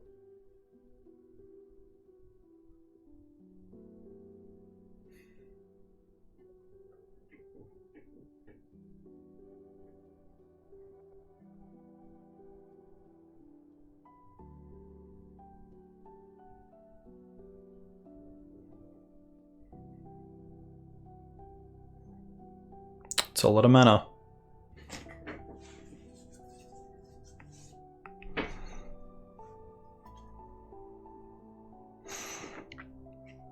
Yeah, 8-cast is a interesting deck to enter the format with. I think it's really good for learning like sequencing. That's pretty big. Like even little things like knowing when to bauble and who to bauble. And it's relatively cheap. Like I don't think there's too many expensive cards in the deck. I think the only thing is that like some of the cards are expensive because they're only played in 8-cast, but like Kappas are like 20 bucks each. I guess Sagas are like 50-ish in Australia. Let's have a quick look while our opponent is beating us. Legacy, 8-cast, around 1,000 ticks.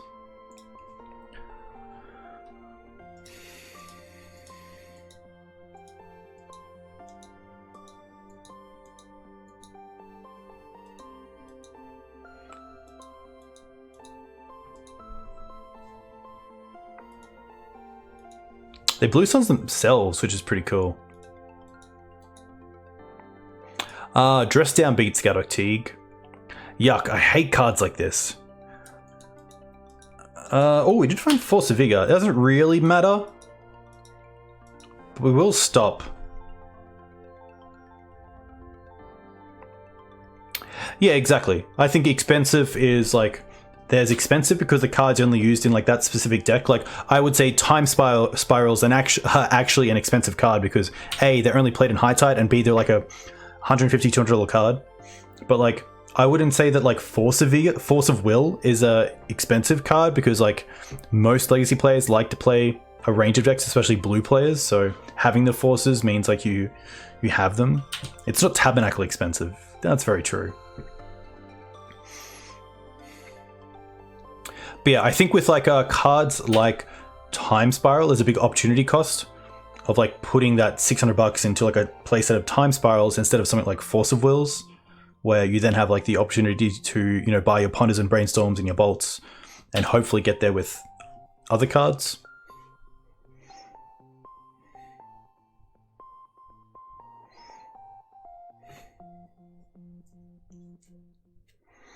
I assume the winner's just Blue Suns us.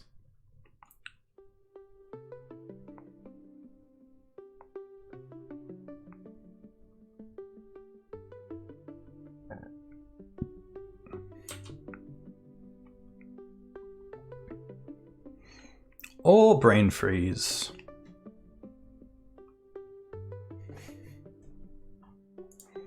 Alright.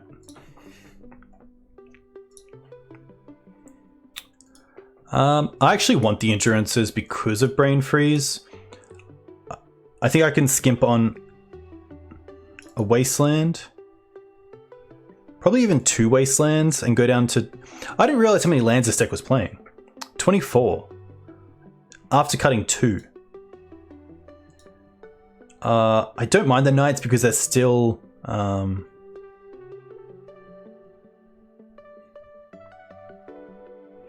There's a world where I actually want to play a Bog.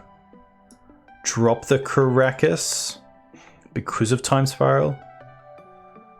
And drop a Spell Bomb.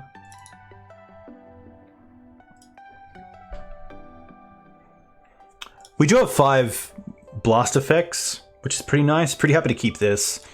And I'm just going to go for a turn... turn 3 choke and hold up blast.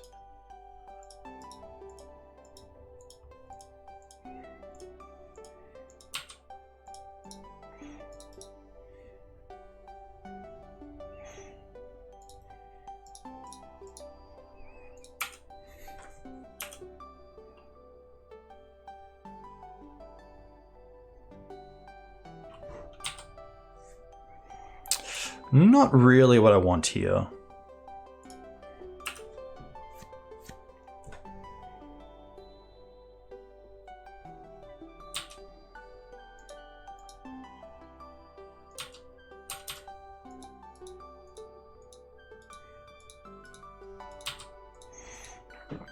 The tough thing as well is that like they can just Yeah, they can just go off through choke as well. Like, choke's probably only going to hit 2 islands, and then they get to a stage if I don't have pressure to actually just, like, not care about that. I'd love to see them do something else here, but they don't, which is pretty tough.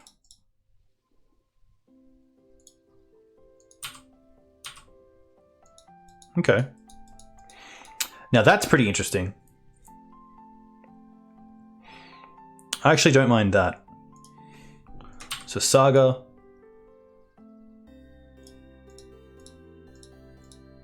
And then Green Sun's Fatigue holding up Blast. It's pretty strong, which means they can't force a choke. And hopefully the Teeg on field makes them cantrip a little bit more into an out.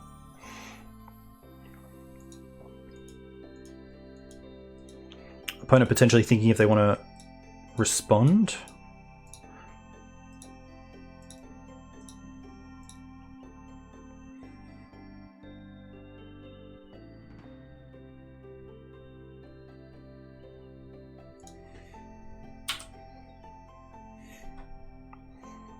Now we're in a pretty nice position.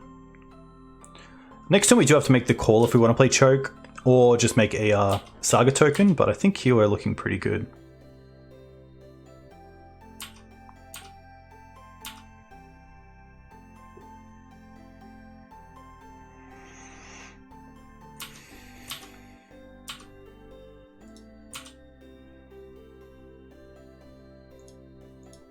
I think because they haven't actually tapped out any islands yet, I'm not going to play the choke. I'd rather just attack for 3.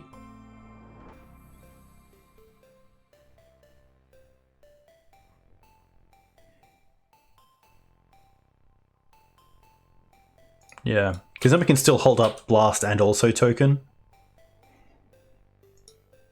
They could also be playing Dress Down here.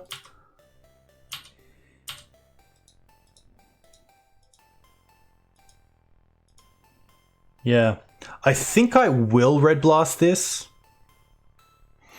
because they can't force it, which is pretty interesting.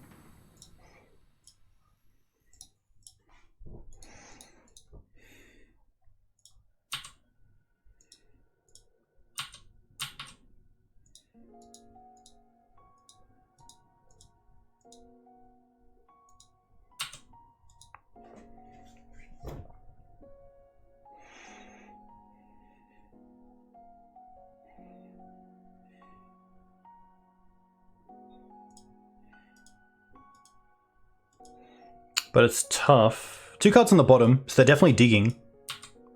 But they're not going to dig. Interesting.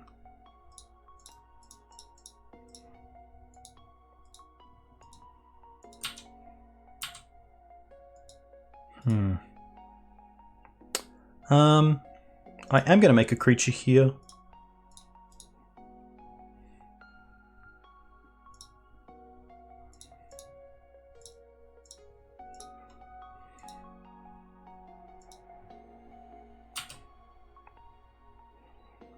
Probably just getting... they're not going to respond, which is pretty interesting. So now we can actually get Needle and take them off an extra land.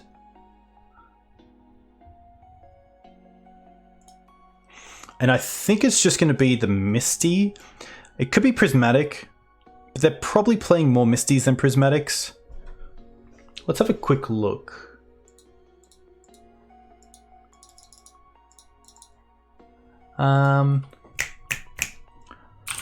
High Tide.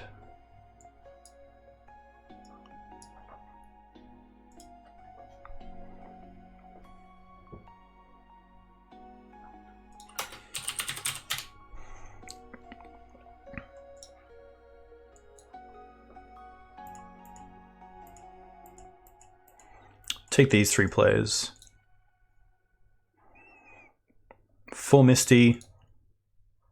3 Misty. 1 Misty. Doesn't help. 2 Prismatic. No Prismatic.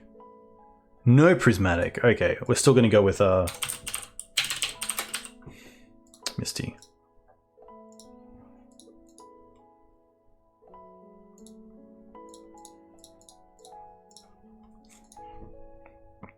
They could dress down again and then force.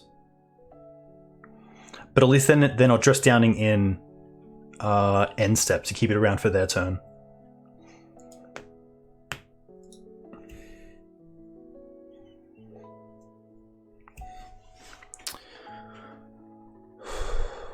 Oh.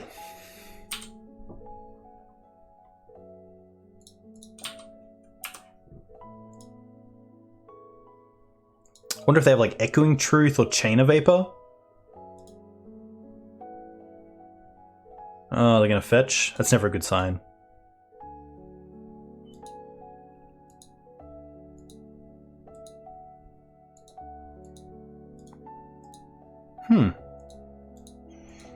Interesting.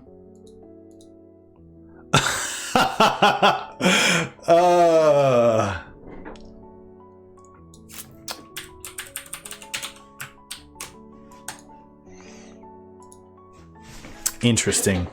Interesting line.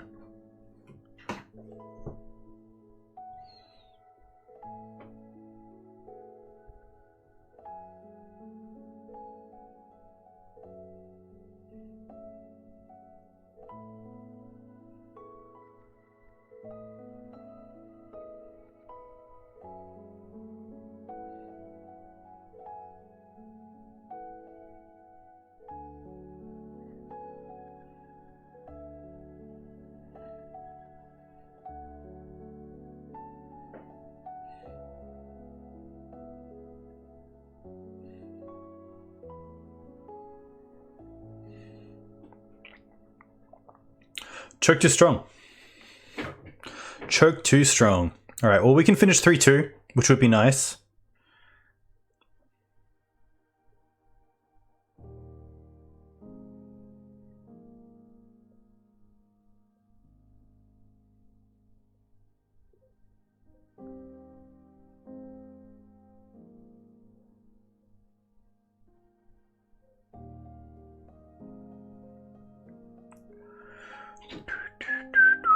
Alright. Alright. Alright, people. I need your help. We gotta finish with a positive result. I hope we can 3-2. Gotta do it for Mark. Gotta do it for Mark. If you don't already follow Mark, definitely follow him. Strass Daddy on Twitch. Streams pretty often, maybe twice a week. Which is really cool. I believe he's a data analyst. Alright. I give it up against Yamaru. Last seen playing BANT Control, which is a pretty interesting matchup. Dress Down is obviously a really good card against us, especially the Saga side of the deck.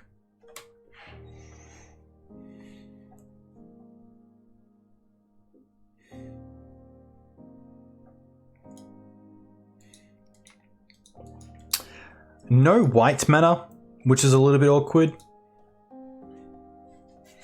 I think I'm pretty happy just to mulligan this.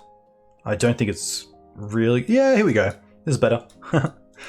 I'm just going to get rid of the Grove, I believe. Yeah.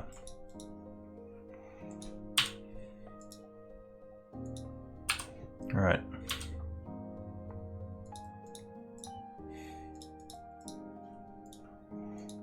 I like Noble here over Green Suns because Green Sun scales from Mana Dork to Threat. So the longer we keep Green Suns, the better.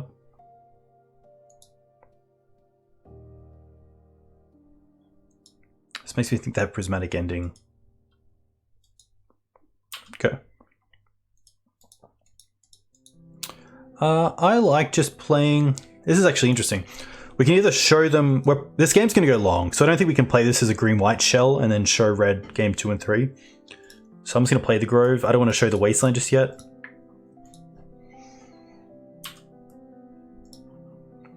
I'm actually going to get Shadow Spatterskull here. There's a world where I want to get Lion Sash. I think Lion Sash is pretty cool, especially if they have like an Uro plan down the line.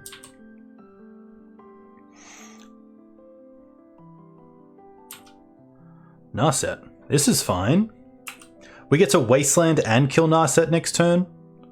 which is pretty huge. Like, Force of Will there does nothing. Didn't show the Wasteland, got rewarded.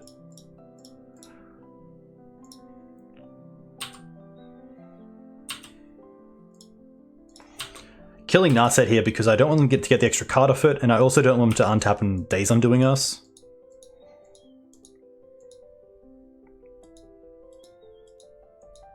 Teferi bounce Germ is a little bit rough. Or Swords.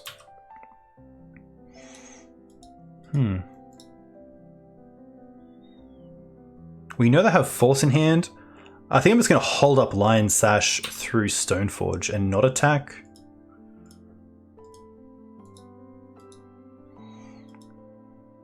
Definitely interesting though.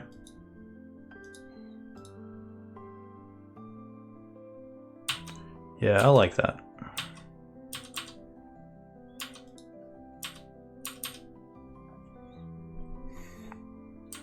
How good is this Jeskai deck? It's pretty strong. I mean, a lot of these decks are moving towards just like the Narset, Hull Breacher, Days Undoing package. A lot of people are trying out Grixis right now with the new Grixis enchantment that's doing pretty good.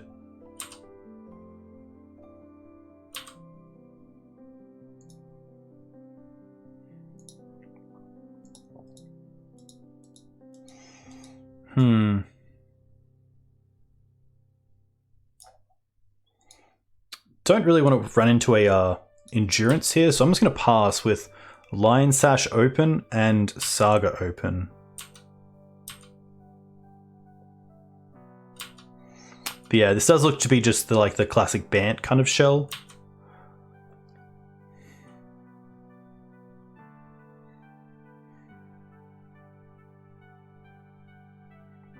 The Ponder chose not to shuffle.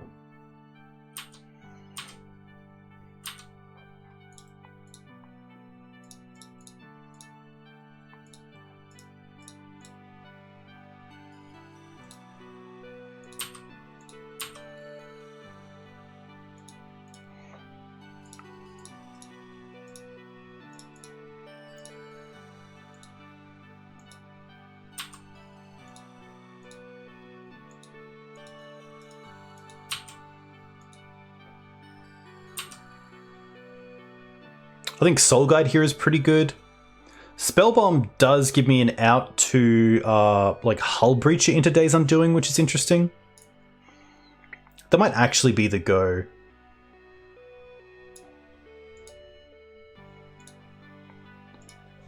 This also means I can attack with the Lion Sash into a Endurance, because I can make it a 2/2 and then actually kill the Endurance if I want to.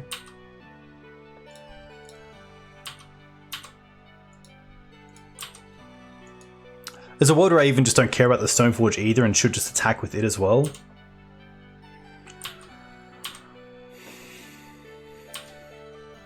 No Dress sounds pretty big.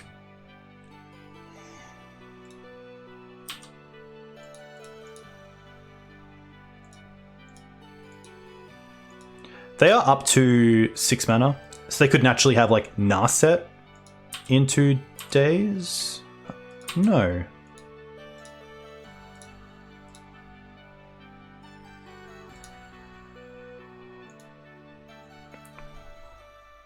Interesting.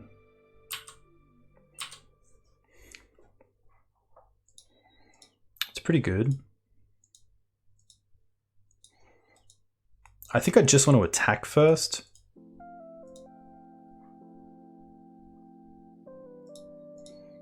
I might... I could play the Savannah to make the Lion Sash a 4/4, or play the Saga and get that online. But I kind of want to make that choice in my main phase 1 before I go to attacks. I could also play Ramanap Excavator right now to see if they have Endurance, because they'll probably just Endurance me in response.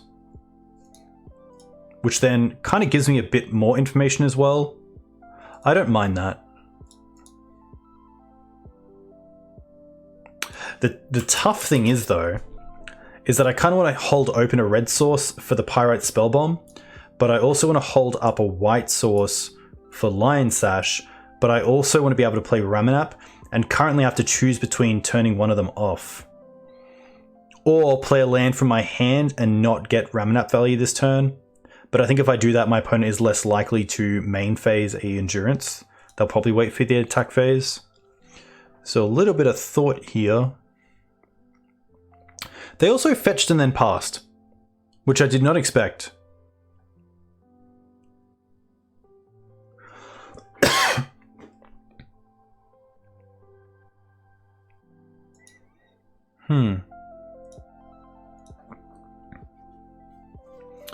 Head scratch for sure. 1, 2, 3, 4. Oh, they could be on Sharknado.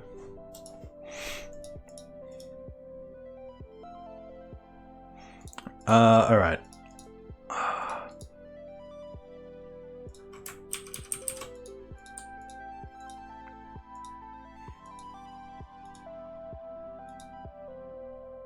I kind of like Savannah. Yeah.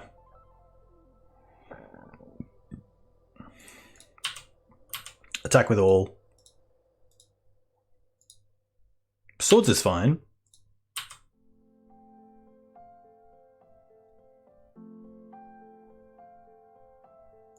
Hull Breach is fine because we can Spell Bomb it.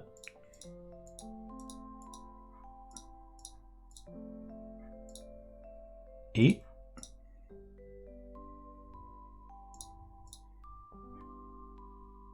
Actually, I'm not going to eat. 3, 6, 7. Yeah, I'm going to hold that up, just in case I have like a Snapcaster Lion down the line. But there's a world where Ramanap into Saga is just better. We know they have Force of Will in hand, so it kind of has to be Force blue card. Oh, we played a land for turn. Well, that was definitely a mistake. That's me just overthinking.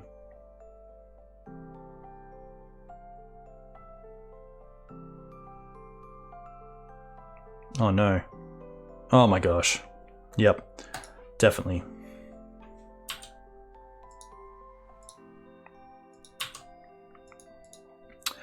And to be fair, I think that was actually incorrect. I should have just green sunned for Ramanap and then gotten the Saga from the bin and kept the Saga in hand. So that was definitely just a play too quick.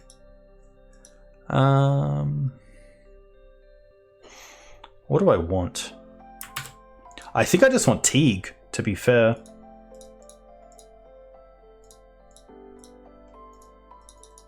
Turns off Jace. Turns off Prismatic Ending.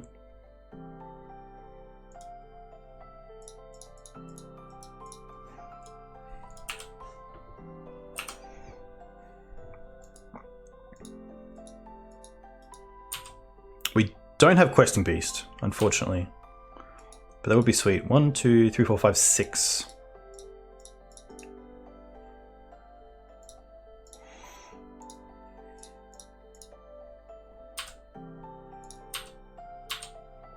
Lethal. Haha! Teeg! You old man, you. Alright. This is going to be an interesting one. I definitely I think it's going to be a pretty light splash of blast effects and chokes. I could see some number of removal spells coming out just because we have the blasts. So like I could see the full 4 swords coming out, but the old man doesn't disappoint. That's very true. I'm going to take out a knight and the Ramanap, but the Ramanap with... That's a tough one. Ramanap obviously isn't great with Wasteland here, but with Saga, it's obviously very nice. So how do I want to go about this? Yeah, I think I might cut like 3 Wastelands. I don't mind that. We still have 23 lands, which is really nice. I probably want the Knight of Autumn and the Force of Vigor in case of our back to basics. I could see cutting swords down to 2 as well. I don't want to have too much like reactive removal. I could also see cutting down on some number of mana dogs because of Terminus.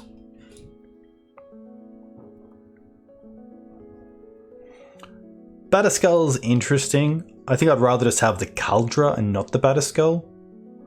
So many good ways to remove germs out of the deck, either bounce or exile. Shadow Spear can most likely come out. Jidei's not too bad. At least one Jidei hit means it turns off Hull Breacher, which I really like.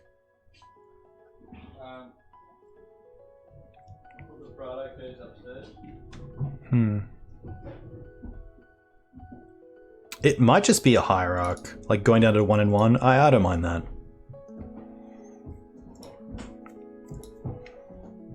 I like the bird taps for red, but I like that Hierarch attacks for 1, which is relevant against board states where you have a Hierarch and a threat and your opponent plays Teferi and bounces the threat. You then kind of attack the Teferi with bird, but you can with Hierarch. And this is a pretty nice hand. I'll keep this.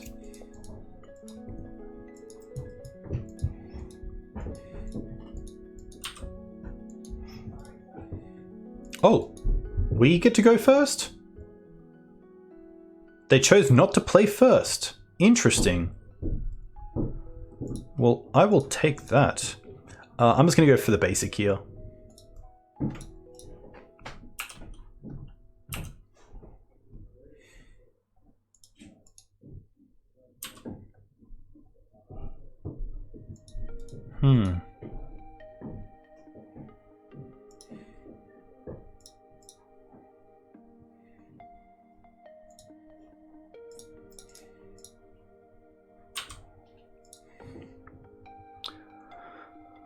I still don't mind getting Caldra here.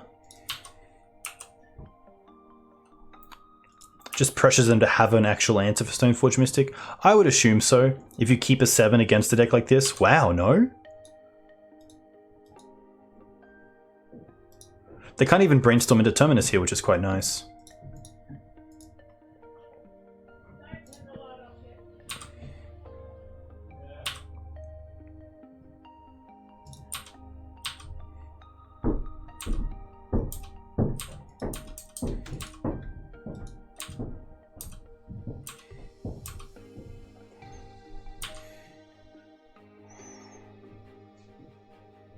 Does Dress Down do anything? Ice Fang's fine. I think I'm happy to allow them to draw. But I probably will just Punishing Fire that in end step.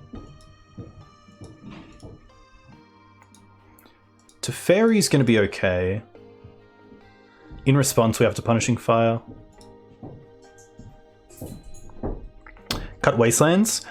Their mana base is mainly basics. They usually run up to 7 basics and can run off them pretty well.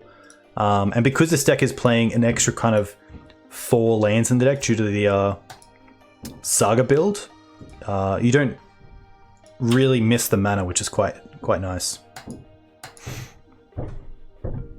This is fine.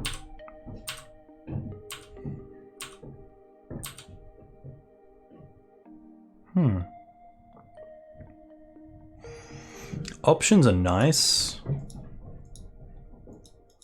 Let's attack Teferi and then Green Sun's Fatigue. Just to keep like a Terminus or a Supreme Verdict or a Jace off the field.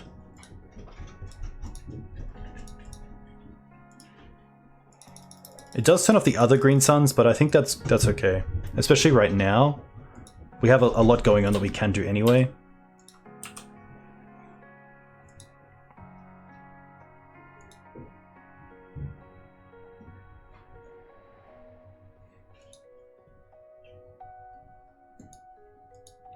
Uro's okay here. Oh, we get to return this as well. Nice. Because they gained life.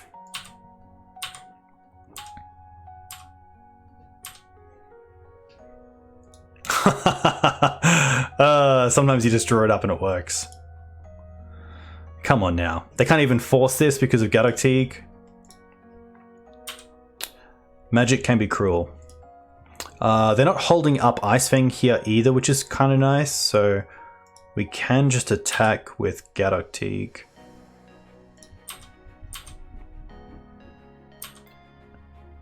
There is a chance of like an end step swords untapped terminus, but I kind of like getting knight into play here. Just to really make sure we have a clock.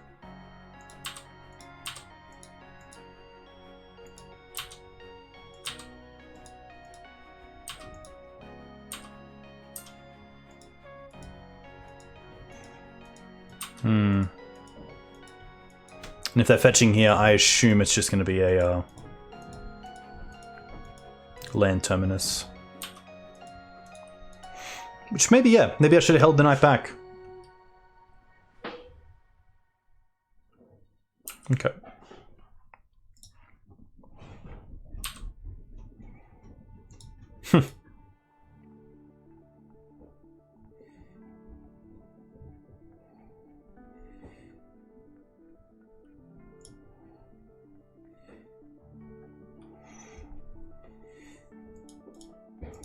So Teeg is gone. Big question is what I want a Green Suns for. I think it's just going to be Ooze here. And then Wasteland them. Which keeps them off the 6 mana to do like the Days Undoing kind of combo.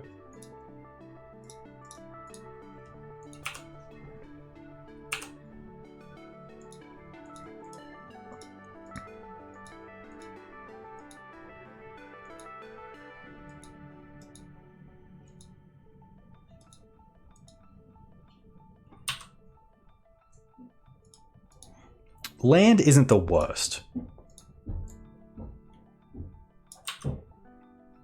Means we can go fetch up a Dried Arbor, which means if they play a Jace and Brainstorm, we can Punishing Fire in response and then potentially get Dried Arbor to finish it off.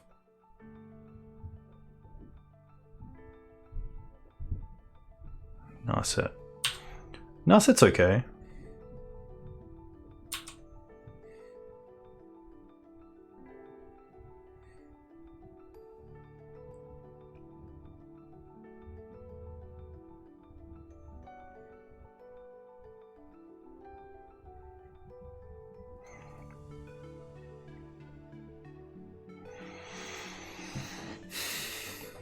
What do they find?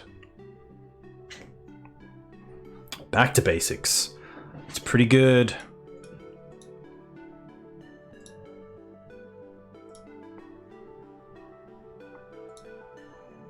I still feel like I just have to kill the Narset here.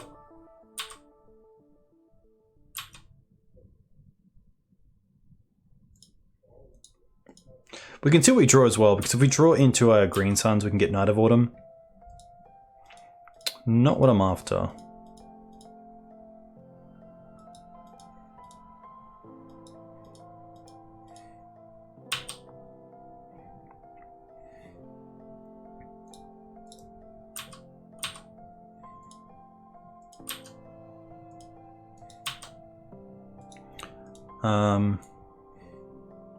I think I'm just going to cycle the Soul Guide in their turn and hold up Punishing Fire here.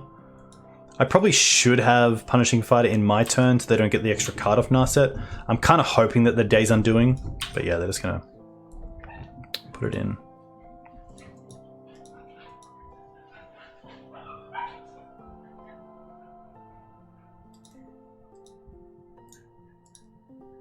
We did bring in both Force and Knight of Autumn, which isn't too bad.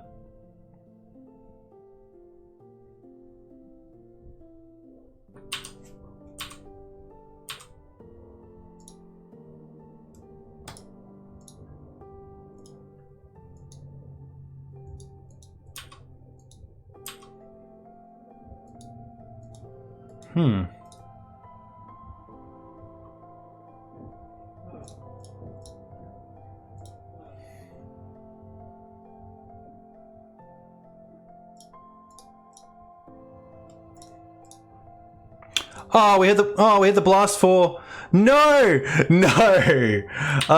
That's our. Oh my gosh. I think we all know what I did there. Bait with the Stoneforge, blast the back to basics. Bait with the Stoneforge, blast the back to basics. Khan? I did not expect Khan.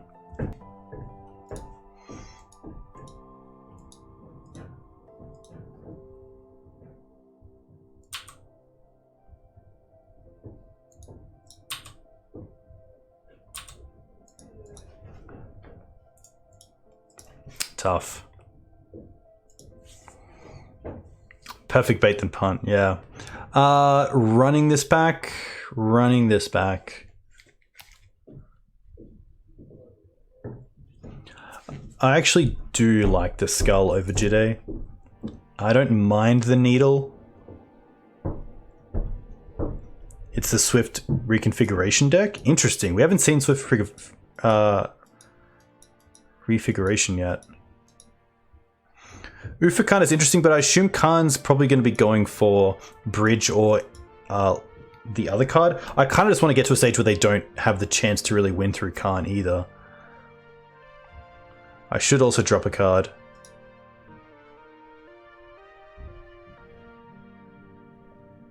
Come on, deck. There we go. I think it is a knight. I think having 2 knights is fine. Beatdown strategy is really through Stoneforge. And I think just because of our own plan... What's this, a 2-lander?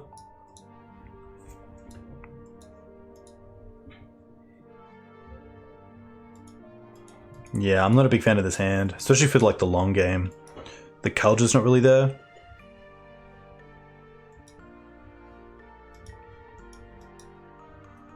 Yeah, Swift reconfiguration would be pretty sweet.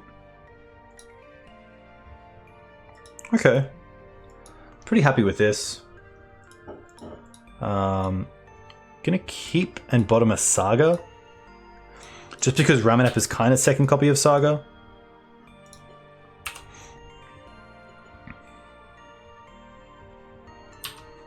We can get Plateau off Windswept Heath.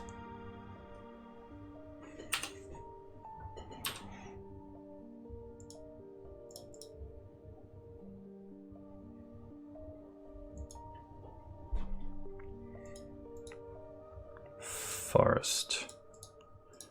Pretty happy just to go and get Kaldra here, especially seeing we have the second Stoneforge.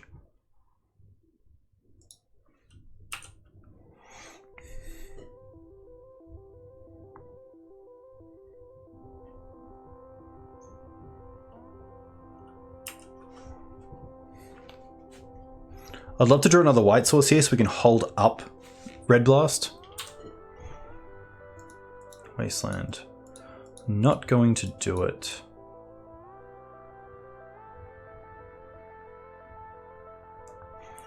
I probably don't want to Saga here. I want to Saga the following turn, because next turn, if everything goes well, we can put in the Kaldra.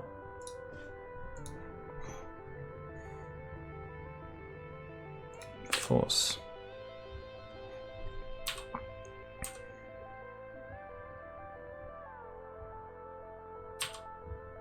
Okay. Main phase. Interesting. I think we're just going to go for Ramanap, get back Windswept Heath.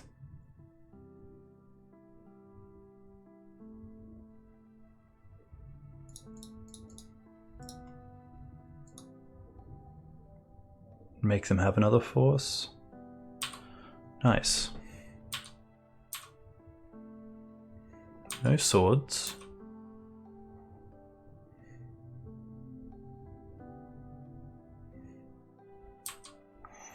Brainstorm's okay.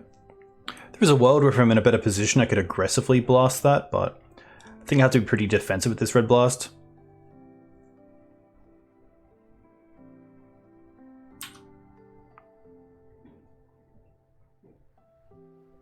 Like, even Teferi isn't the worst here, because we would have Dried Arbor to go and get.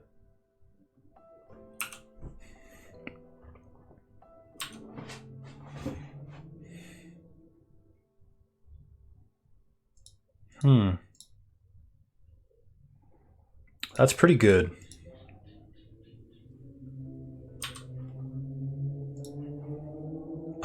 I'm just gonna get Lion Slash. Am I? We are pretty close to getting Batterskull online. We can play the Saga this turn and also hold up. Red Blast. I'm just gonna fetch now as well, so they can't like respond to the fetch.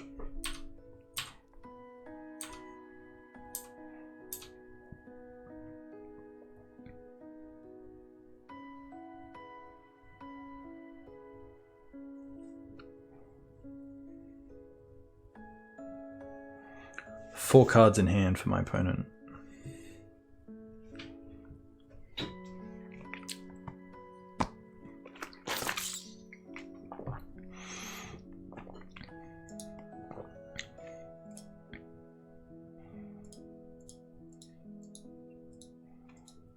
Interesting.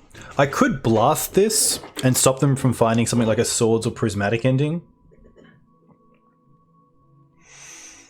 Maybe that's okay. I don't mind that.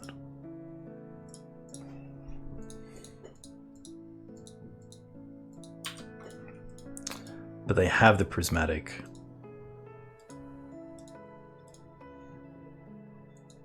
Alright.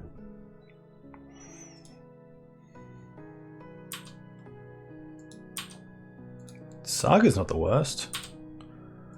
Pretty happy just to hold up Saga here.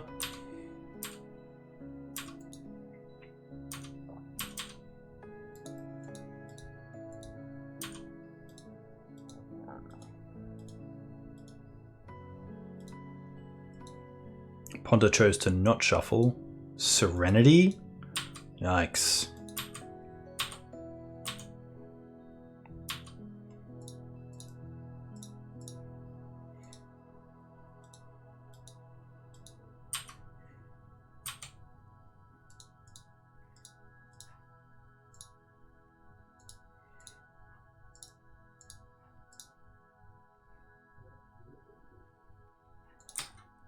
Hmm. 1, 2, 3, 4, 5, 6. There's no way to get an extra mana, so I can't actually cast the Cauldron this turn, unfortunately.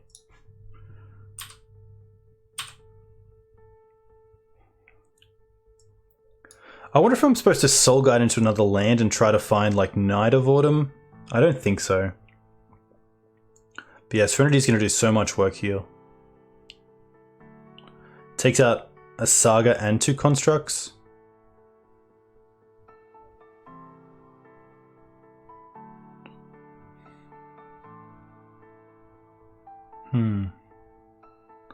I wonder if its Spellbomb hit the Ice Fang attack. Probably not. It's probably Lantern. Draw a card.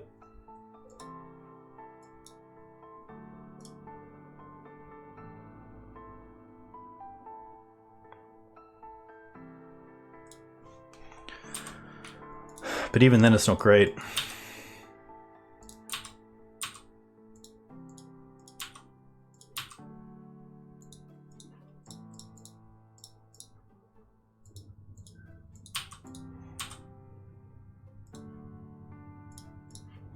Should have also done this on my turn to play around Hull Breacher.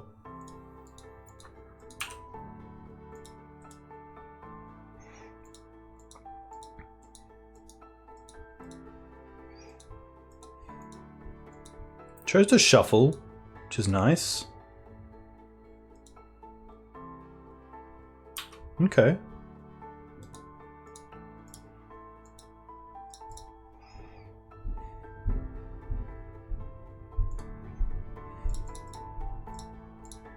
I think just getting Batterskull into play here is fine.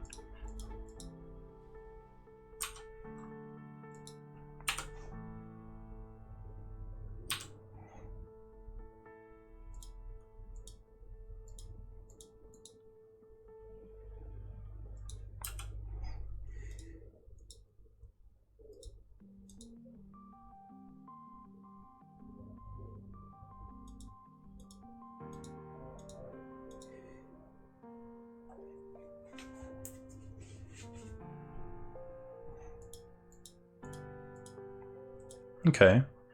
So now if they have like back to basics, they need an island as well. Out of 3 cards.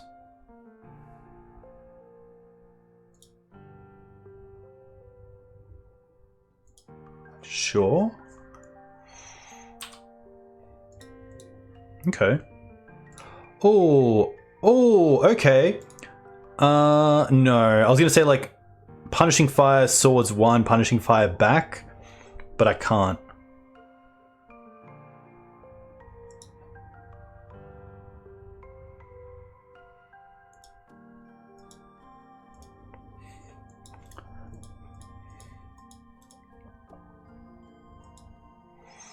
Question is, like, do I want a green suns for something like Gaddock Teeg here? Get another creature into play, turn off, like, potentially Jace.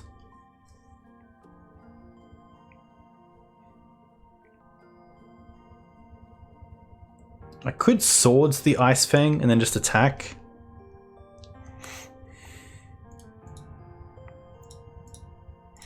Yeah, I guess I can Swords and then get back Punishing Fire. Still kind of cool. But I probably should have done it in a way that I guess I can't hold up red mana and do that play. Because holding up the Wasteland here is pretty... doesn't really do anything. Uro is fine.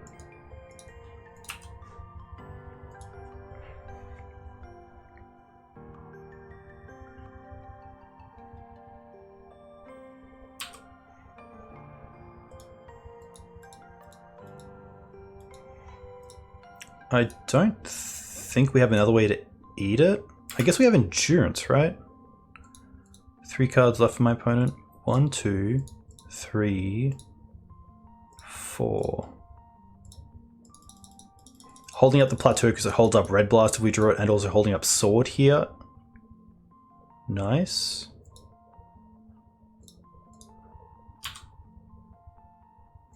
Probably could have attacked first. It's definitely more reasonable to do that second main. Like now without the Swords, they might just Swords the Germ to buy some time.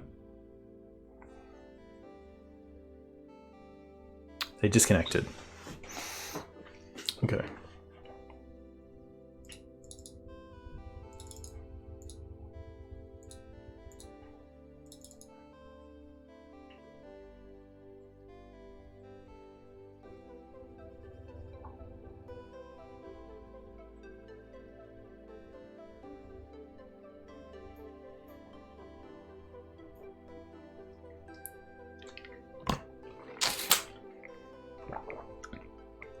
Hopefully they come back. It's a pretty cool game. That Serenity makes me definitely want to play Serenity in Maverick in like a non-Stoneforge Mystic build. Maybe on top of like a Force of Vigor. I think it's pretty strong. It's also probably just as good as Seeds of Innocence, but so much more flexible. It also comes down a turn earlier, which is really nice.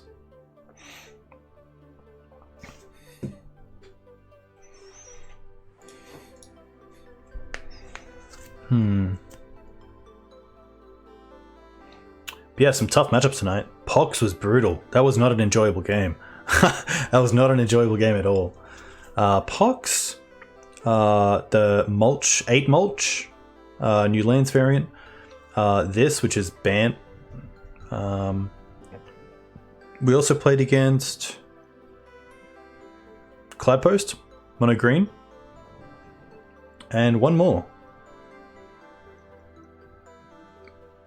Seeds is huge first total. But there's also not too much total online, just because of like people can't get access to them, which is quite nice.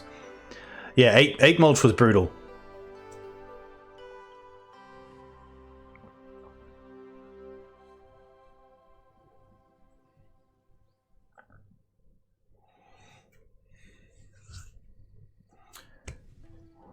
I do have a Yuri on Maverick list. If you look at my YouTube videos, you'll be able to find one for maybe like in the last like 10 videos, and you'll find the deck list in the video description as well. And you can also sub while you're there and get awesome content, which is very cool. Yeah. I think this is exactly why I should have attacked the previous turn.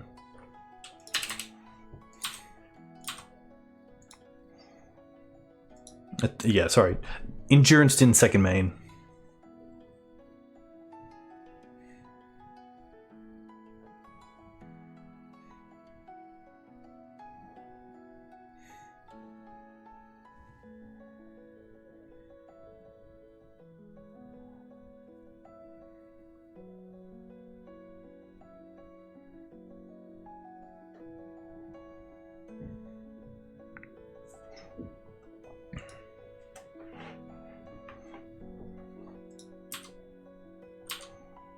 2 cards left. 2, 4, 6.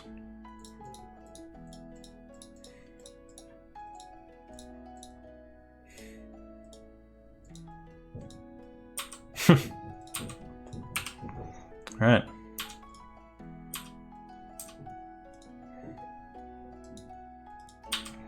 Uro's fine. I'm just going to swords it here. Before they can like drop a Caracas or draw into like blue card swords. But at least if I get a land here, I can play Caldra. Just don't know back to basics. I think these are all my red sources as well. Oh my gosh.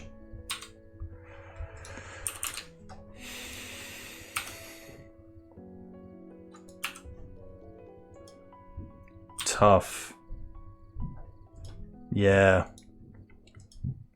Like my only out, I think, is Green Suns into Birds.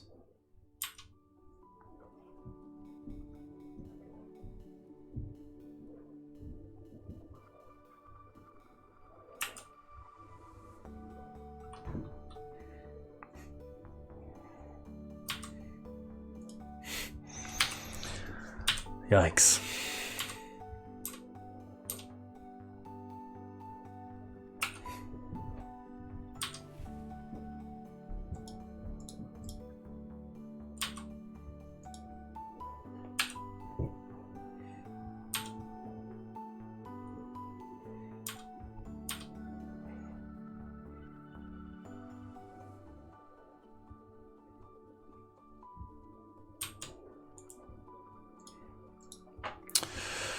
Tough. Rough. 2-3, which is pretty poor, but yeah, back to basics, they're pretty brutal. And the card really sealed it.